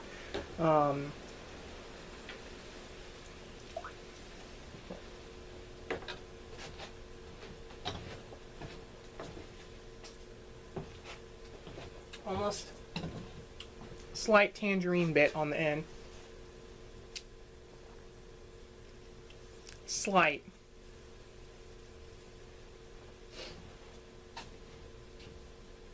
But, you know, I sat down, created the recipe, and said, screw it, I'm going to try this, you know, and it was just a product of, a lot of my brews, you know, aren't really a style, they're just down to being a product of, you know, I'll just sit down and be like, well, I'm going to create a beer, you know, I'm just going to create a recipe, it's going to be my own unique recipe, and that's basically what it comes down to, you know,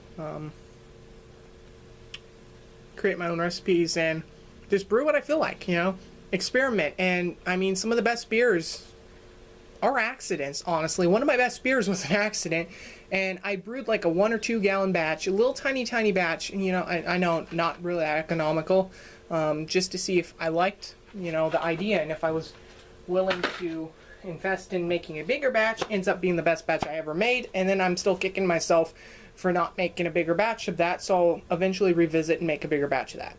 So, you know, I just realized something, guys. My camera, you know, is about to die, so I should probably go ahead and, you know, cut it here for a bit, and I'll be back in like 20 minutes when ish. Well, it's like 13 minutes, but 12, 13 minutes, something like that. 10 minutes, I don't know. And, you know, hopefully in that time I'll get at least enough to film the next part. So I'll be back, you know. We're going to have a lot of footage, but I'd tell you one thing about the beer.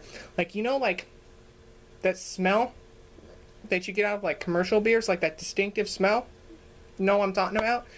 Like, you almost get that kind of smell with my beer. It's like almost as if it's like the same yeast, you know, probably is, but you guys will know what I mean by like that smell. Like, it just has like a distinctive smell.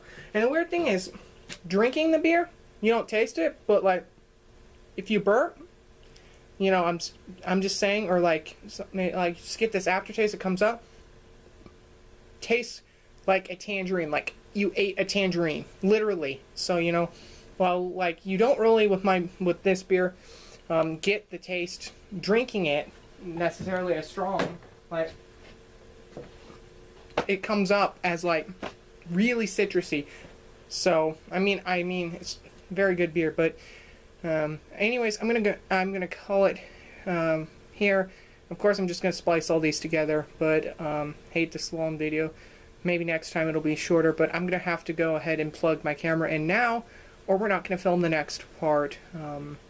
Didn't realize how quick the battery, you know, is going to go. So anyways, I'll be back when it's time to do the boil.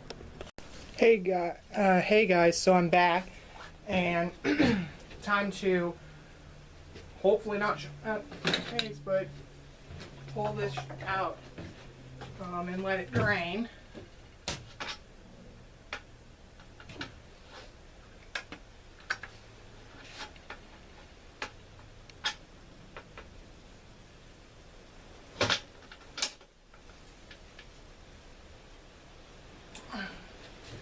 Get a better.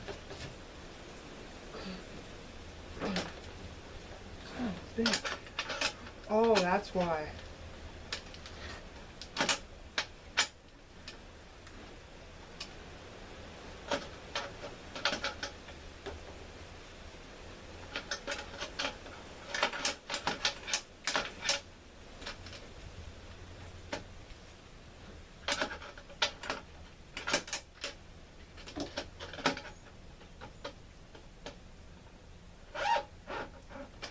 Sorry. Had to do that because it was caught on bars. So now, just pop that up and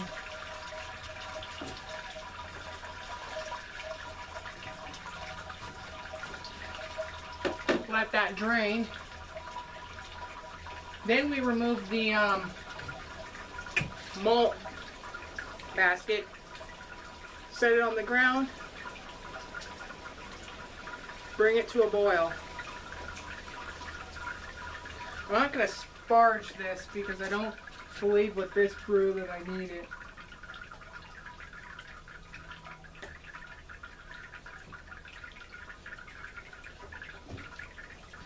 We just want to get as much, you know, of the liquid out, because the less we have to add in the end, the stronger the beer.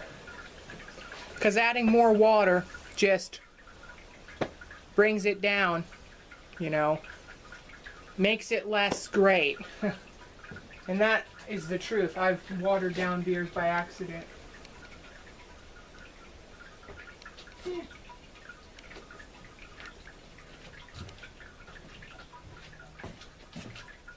Might actually consider sparging a bit.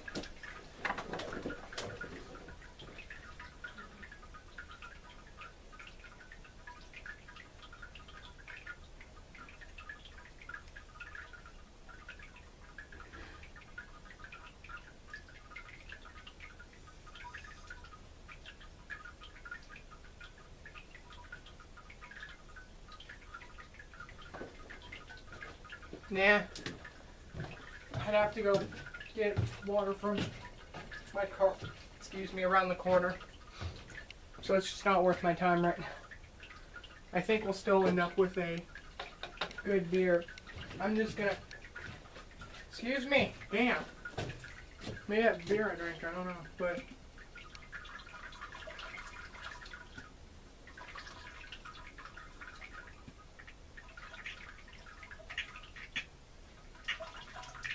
Just trying to push a little out, but you don't want to do this too much because you can get astringency if you over extract.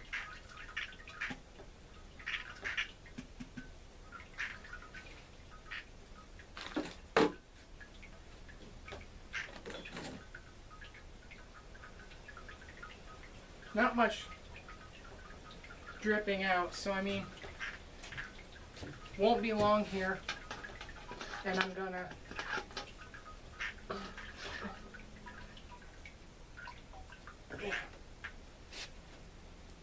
put it on my torch, and it'll just drain excess that we don't need out.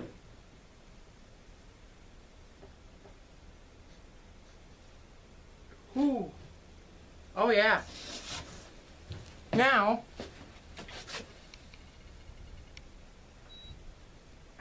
220 will get it to go up to 212. So, pop you guys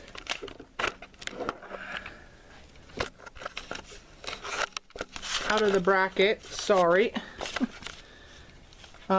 Camera's gonna die again. Apparently, no matter what I do, either the batteries weren't or some shit, because, you know, the charge indicator went down. This is the color of the wort.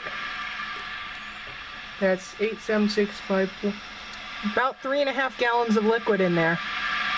Perfect. And I'll just add half a gallon in the fermenter. Pitch my yeast and call it a day. Or maybe, you know what? Probably add a half a gallon in here.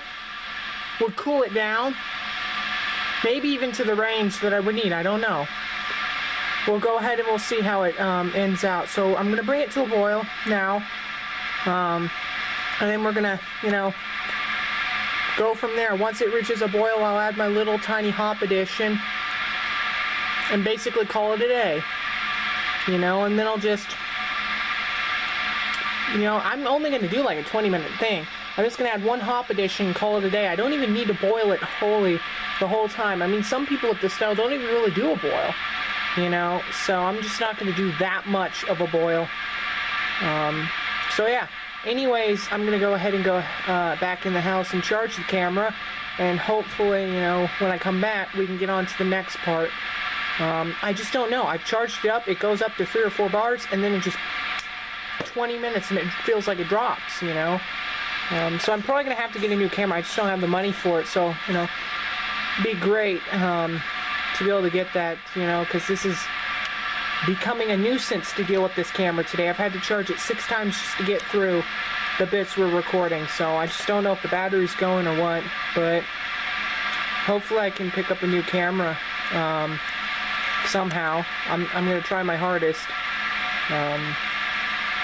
Let me know what you guys think. I know I've been rambling a bit. So yeah, I'll be back. And we're going to do the chilling and then putting it into my fermenter. So I'm going to, you know, go ahead and go in and, you know, while that's doing its thing, I'm going to go in the house here. Sorry, I'm obviously, you know, I'm going to plug this in. I'm going to give it a charge. So I'll be back when this is charged again. Alright everybody, so 2 bars, you know, this camera's basically screwed, so I definitely have to, you know, get some funds, you know, for the channel to devote to a new camera. I'm tired of, you know, at this point today of screwing with it, you know. I didn't intend the video to be this long, but still, having to charge it like it's advertising a line that the battery should easily hit an hour and a half, maybe 2 hours on a charge. It's barely, probably I would say, getting 35-40 minutes. So, you know, with that in mind, Just giving it a good stir, because, you know, like I speculated, there's quite a bit of protein. Quite a bit of protein. Is it 207? No, it's 203. Well, it's getting there. It's getting there real quick.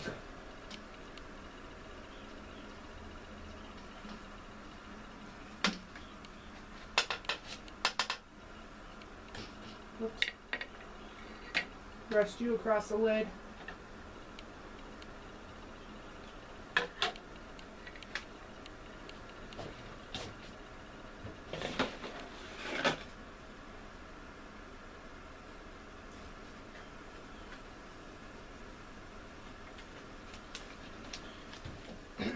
Be back. I have to go cut the hops.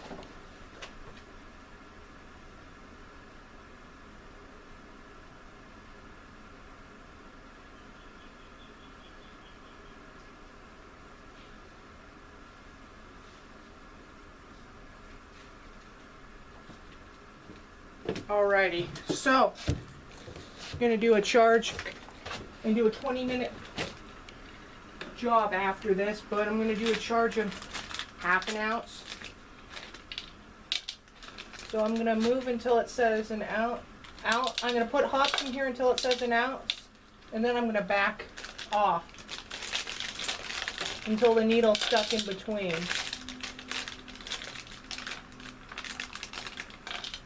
Right there is perfect.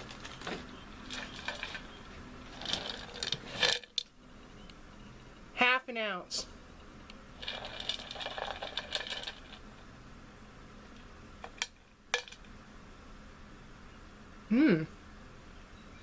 Oh yeah. Quite a nice, pleasant, flowery, slightly herbal scent to those.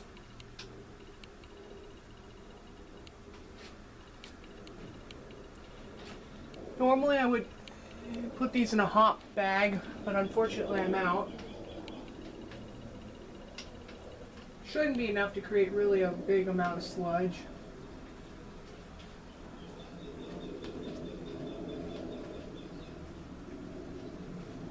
You know, I'm betting it would be safe to fill this up until I would bet the 4-gallon mark, and it wouldn't dilute it, I don't think. So I may add a little bit of water to cool it down, and just because I don't know if the chiller is going to go far enough. I mean, even if 1 or 2 of the rings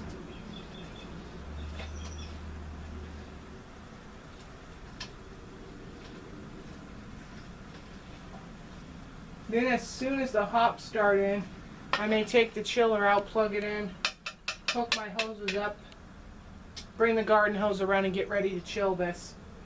I think that'd be the best. You know, I'm debating between water, but I'm probably just going to use the garden hose and the chiller that I bought with this, that you can get for like an extra 20 bucks that's made for it.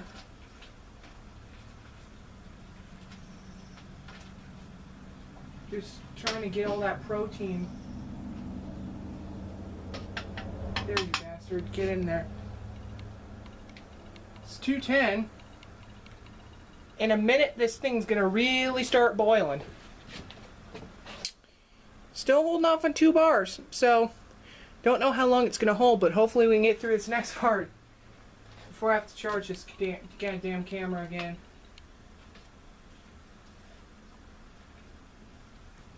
But yeah, I can promise you guys one thing. All my ad revenue, if I get any whatsoever, you know, I don't like taking money just to get it. I'm just doing it to be able to support the hobby. I like putting money back into the hobby I enjoy and giving a local homebrew shop my business. Sure, it costs $1 more on some things, like hops. You know, you get 2 ounces for 4 bucks, but I'm willing to pay it, honestly, because I would rather buy from a small business, of which I know the owners now, than I would like some big store. So, you know, all the money that is ever generated, if any is ever generated on this channel, I can give you guys 100% commitment is going to go back towards, you know, buying equipment or beer ingredients, which primarily, you know, I'd like to get enough eventually for a new camera. But in the meantime, we're going to struggle with this thing unless, you know, unless I can figure something out. And I can see bubbles. I can see bubbles on top. She's starting to boil. Give me one sec. Let me just make sure this weird piece of plastic. Nope. The piece of plastic from the hot pack did not. There we go. Give it a stir to help break up.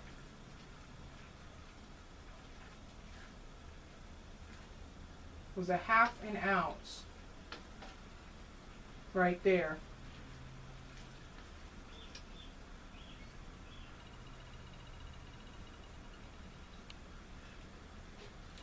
Smells good.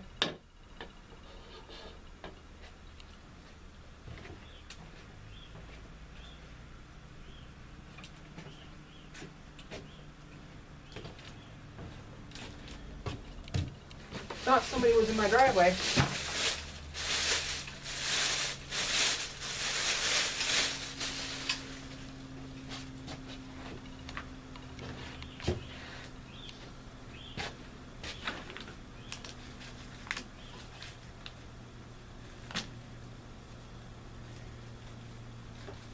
We're going to stick this chiller in there and try and bring it up to a boil, you know, 15-20 minutes. And my ideology for doing that is, you know, sterilization, but it's a stainless steel chiller, not copper, but I mean, it doesn't matter, it works.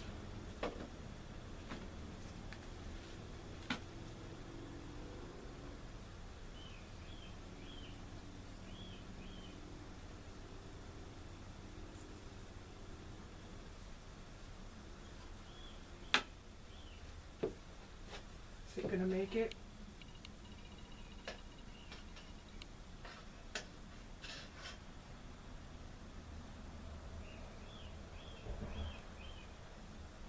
Son of a bitch, it's just barely like 1.5 rings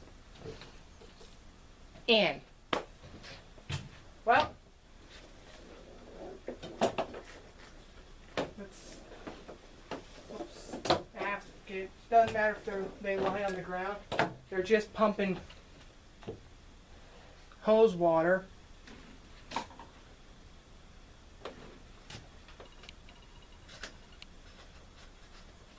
Yep.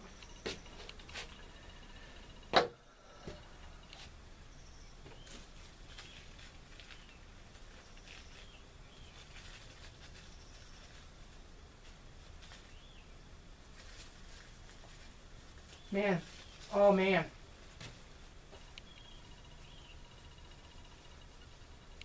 Half an ounce of hops. Boy. Sure, he's leaving this stuff with a smell, but I mean, it's not going to leave much, if all, of an impact on the beer. Now, where the hell did I set that screwdriver set? No, it's not much. Big fat head on that one.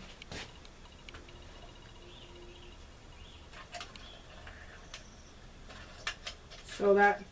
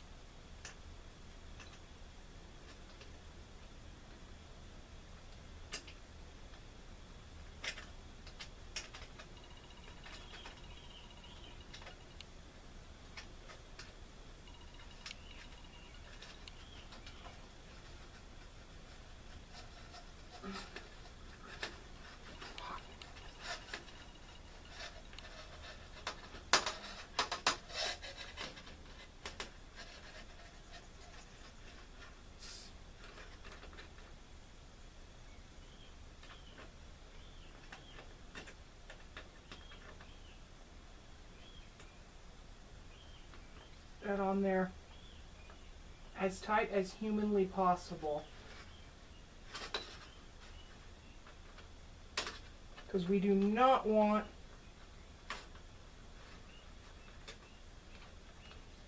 hose water.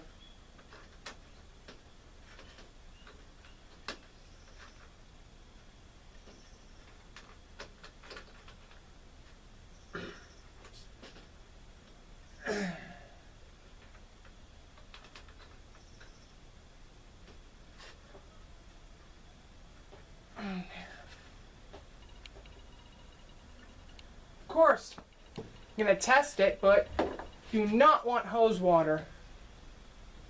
Going to run off for a second, guys. I hope the camera doesn't die on us. Going to find a bucket.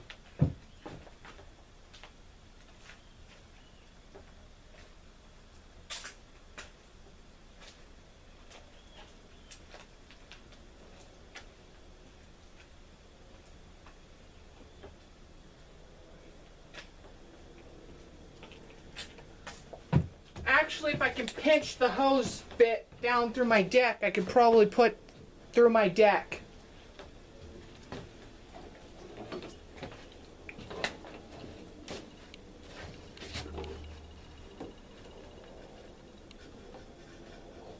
Hot.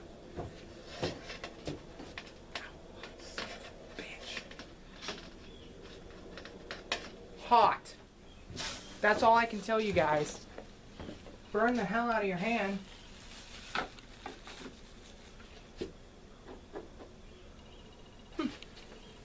How long am whoops, oh damn it. How long am I gonna boil for? Let's see. It's probably been about 7 minutes. 8 minutes at least.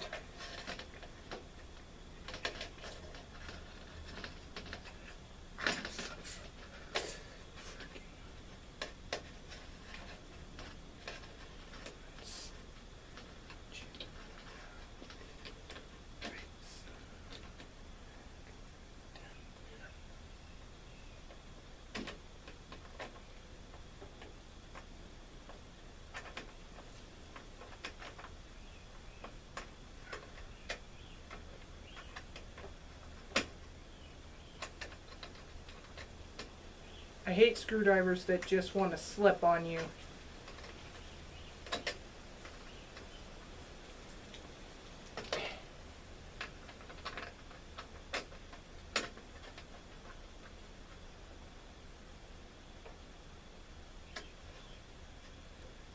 It's absolutely not a chance. Whoops. I'm going to take it out for a minute.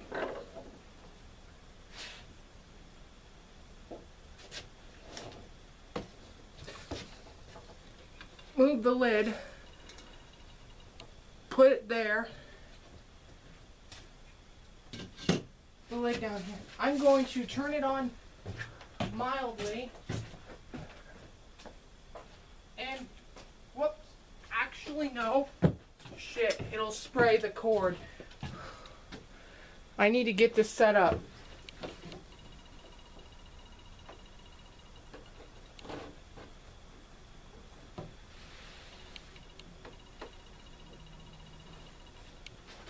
There we go.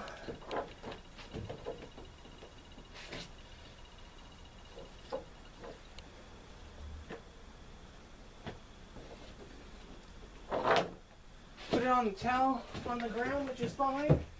Grab hose.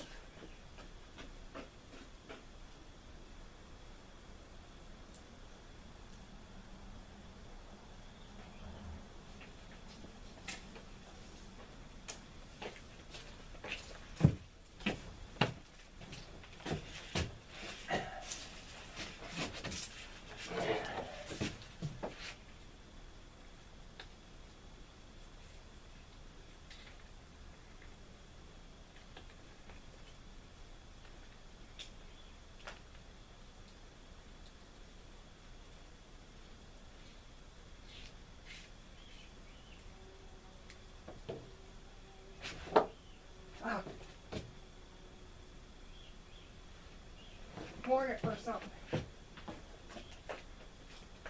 Turn the water on.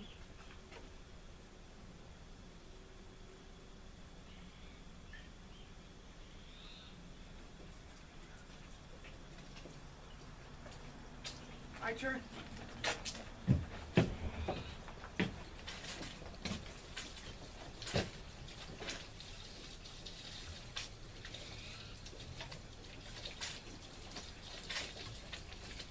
Yeah, it's dripping. We're not going to cool it that way. No way in hell.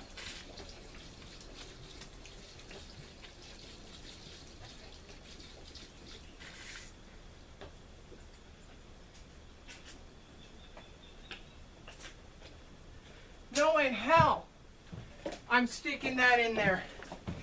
Spraying all over the place.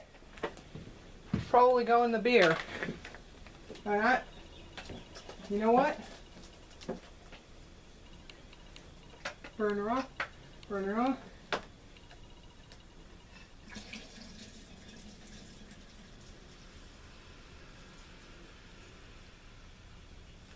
There we go. A wee bit of water. Not much, because I don't want to water it down. And then stir it.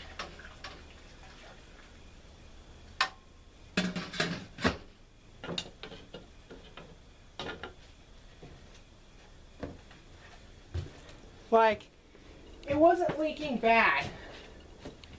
So I'll try and fix it real quick. I dropped it like 14 degrees, but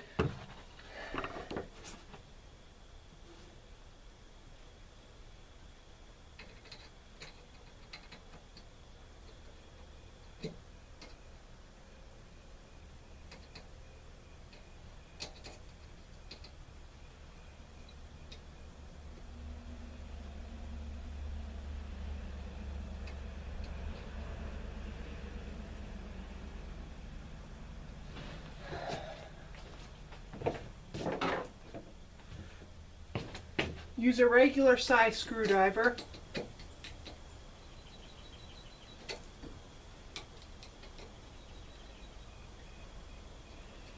Put it closer to the end where it was spraying from.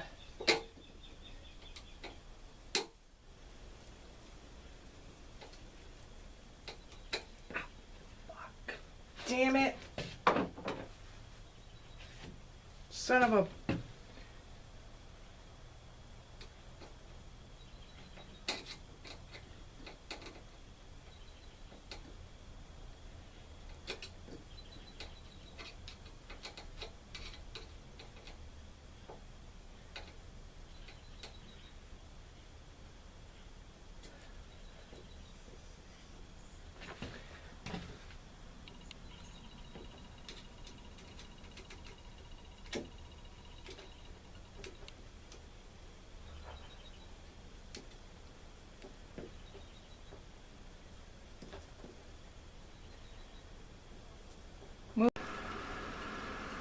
Alright everybody, so 2 bars, you know, this camera's basically screwed, so I definitely have to, you know, get some funds, you know, for the channel to devote to a new camera.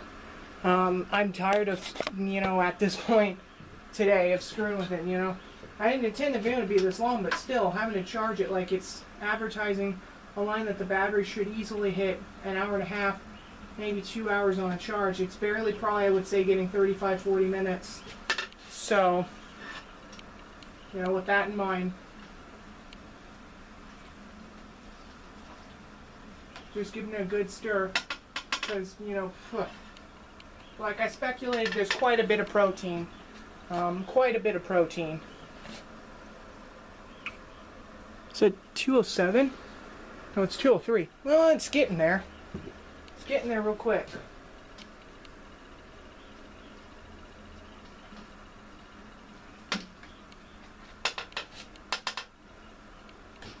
Oops. Rest you across the lid.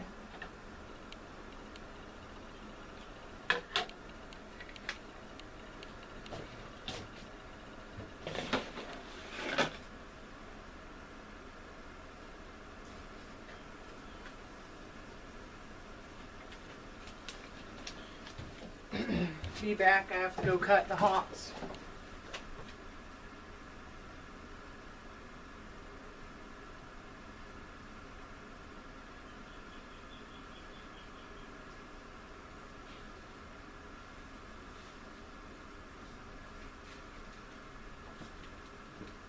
Alrighty, so I'm gonna do a charge and do a 20-minute job after this, but I'm gonna do a charge of half an ounce.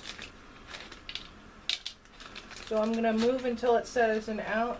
I'm gonna put hops in here until it says an ounce, and then I'm gonna back off until the needle's stuck in between.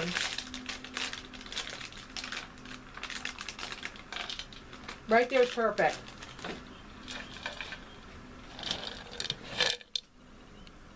Half an ounce.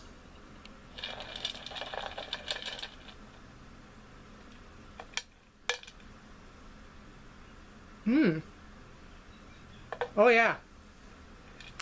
Quite a nice, pleasant, flowery, slightly herbal scent to those.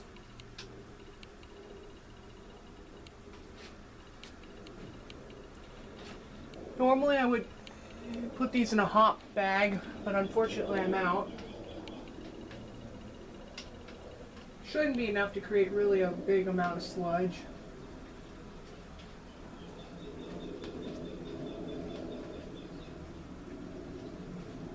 You know, I'm betting it would be safe to fill this up until I would bet the 4-gallon mark, and it wouldn't dilute it, I don't think.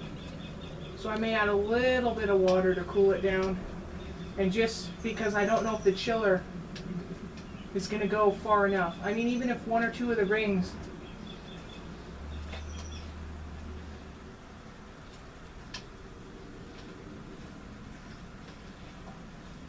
then as soon as the hops start in, I may take the chiller out, plug it in, hook my hoses up, bring the garden hose around and get ready to chill this. I think that'd be the best. You know, I'm debating between water, but I'm probably just going to use the garden hose and the chiller that I bought with this, that you can get for like an extra 20 bucks that's made for it.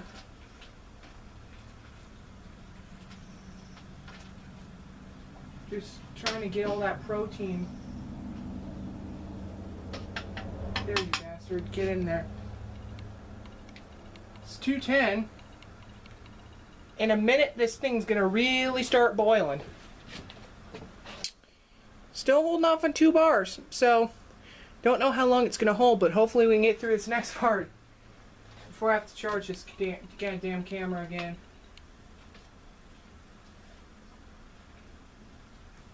But yeah, I can promise you guys one thing. All my ad revenue, if I get any whatsoever, you know, I don't like taking money just to get it.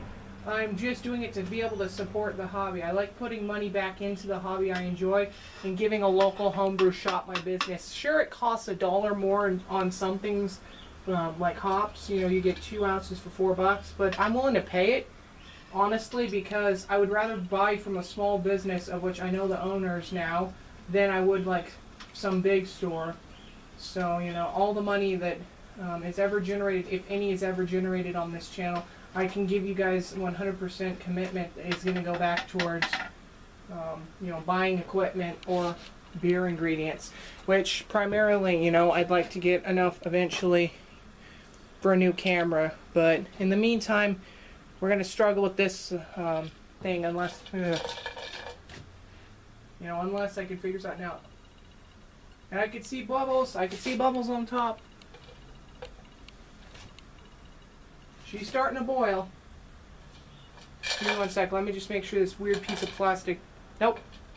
The piece of plastic from the hot pack did not. There we go. Give it a stir to help break up.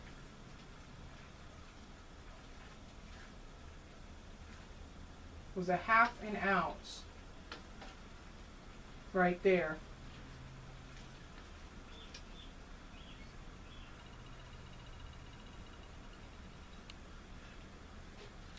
Smells good.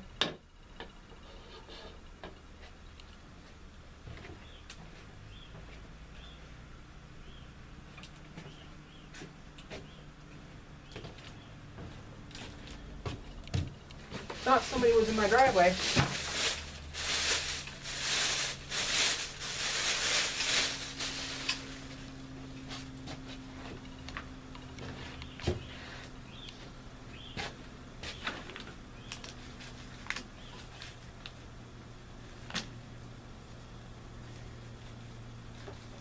We're going to stick this chiller in there and try and bring it up to a boil, 15-20 minutes. And my ideology for doing that is, sterilization, but it's a stainless steel chiller, not copper, but I mean, it doesn't matter, it works.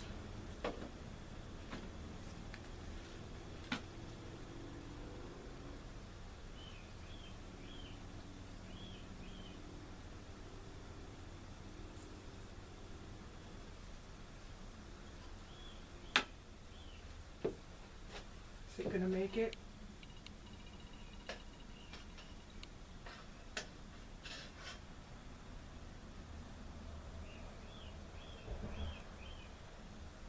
Son of a bitch, it's just barely like 1.5 rings in. Well,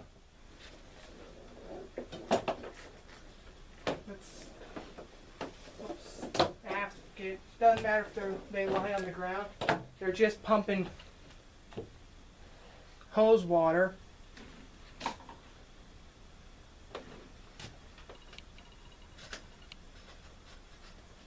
Yep.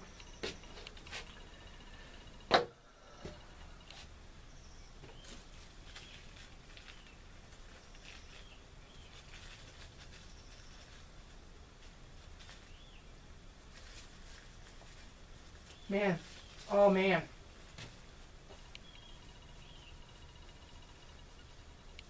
Half an ounce of hops. Boy. Sure, he's leaving this stuff with a smell, but I mean, it's not going to leave much, if all, of an impact on the beer. Now, where the hell did I set that screwdriver set? No, it's not much. Big fat head on that one.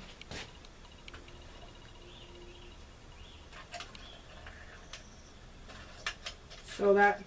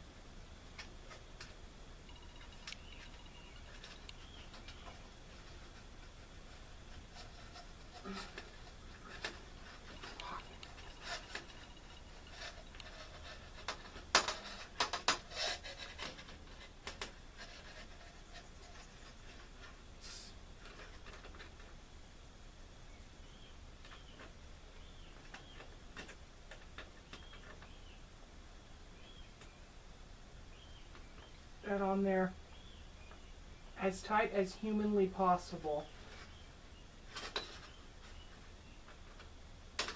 because we do not want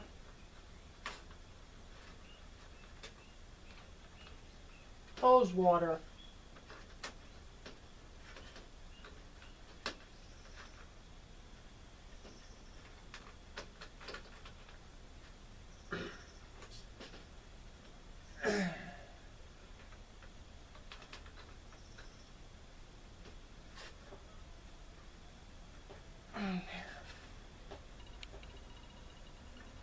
Of course, I'm going to test it, but do not want hose water. Going to run off for a second, guys. I hope the camera doesn't die on us. I'm going to find a bucket.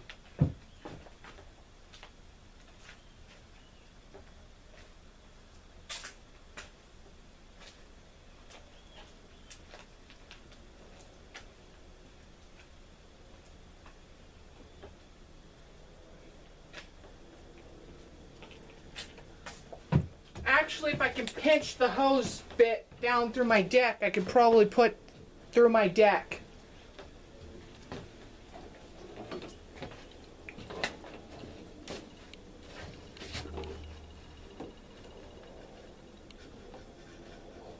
Hot. Bitch. hot. That's all I can tell you guys. Burn the hell out of your hand.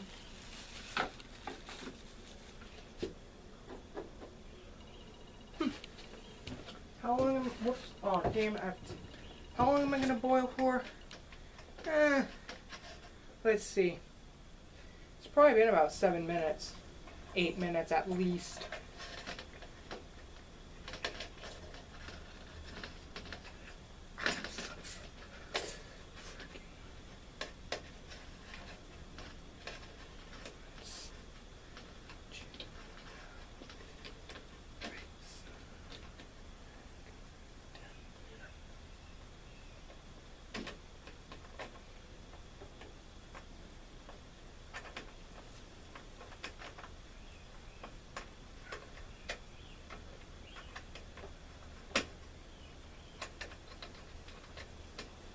I hate screwdrivers that just want to slip on you.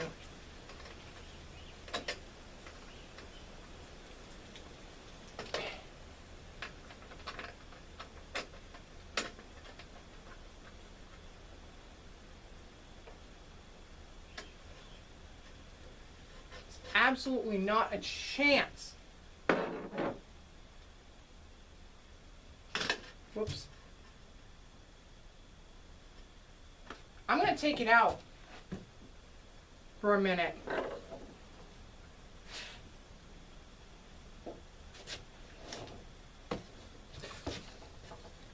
Move the lid. Put it there. The lid down here. I'm going to turn it on mildly. And, whoops, actually no. Shit, it'll spray the cord. I need to get this set up.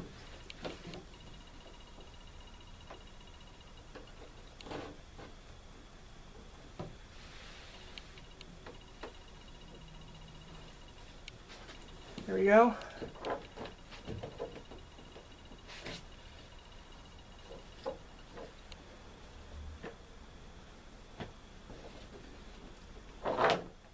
Put it on the towel on the ground, which is fine.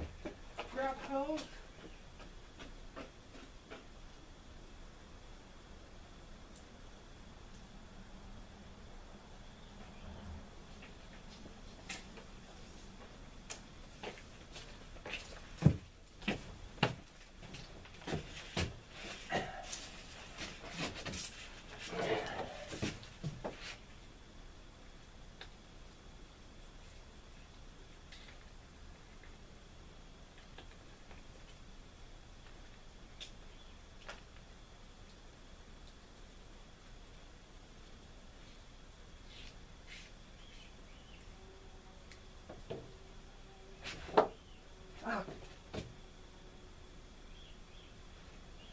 Pour it or something. Turn the water on.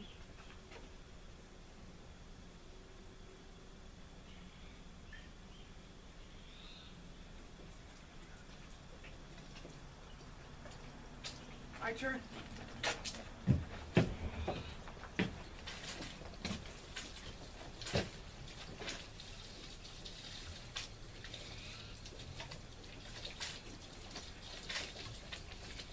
Yeah, it's dripping.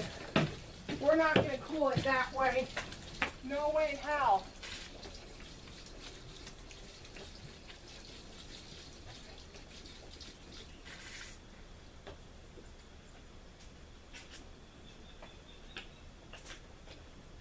No way in hell. I'm sticking that in there.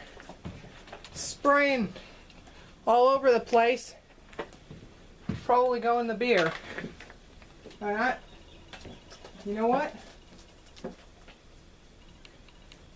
Burn her off, burn her off.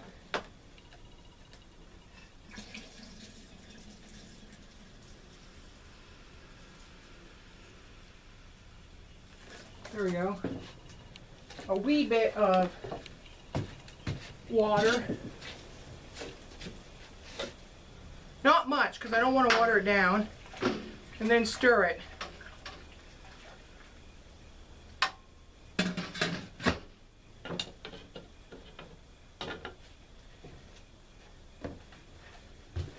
like it wasn't leaking bad. So I'll try and fix it real quick. I dropped it like 14 degrees, but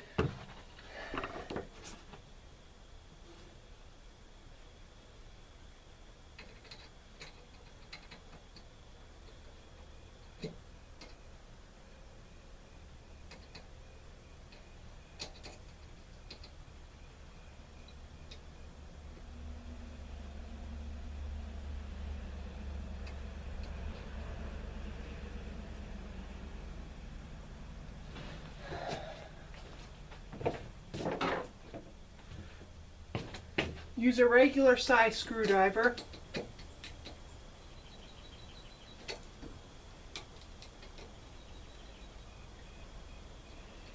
Put it closer to the end where it was spraying from.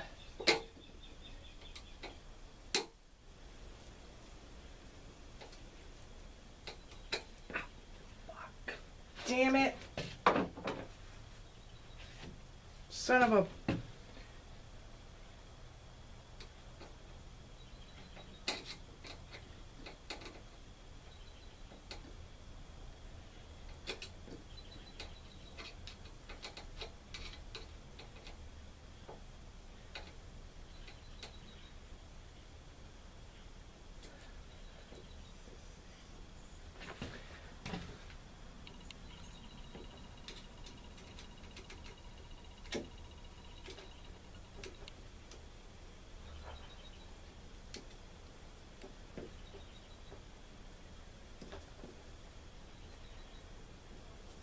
Move this forward.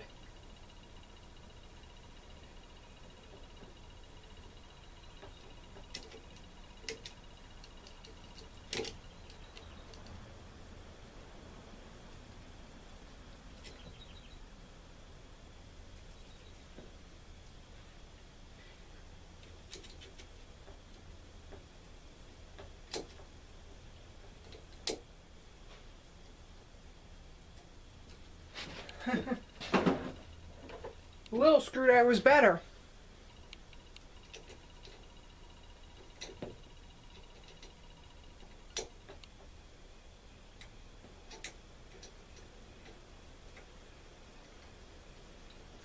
If this isn't dripping or spraying all over the place, there we go. We'll go ahead and use it.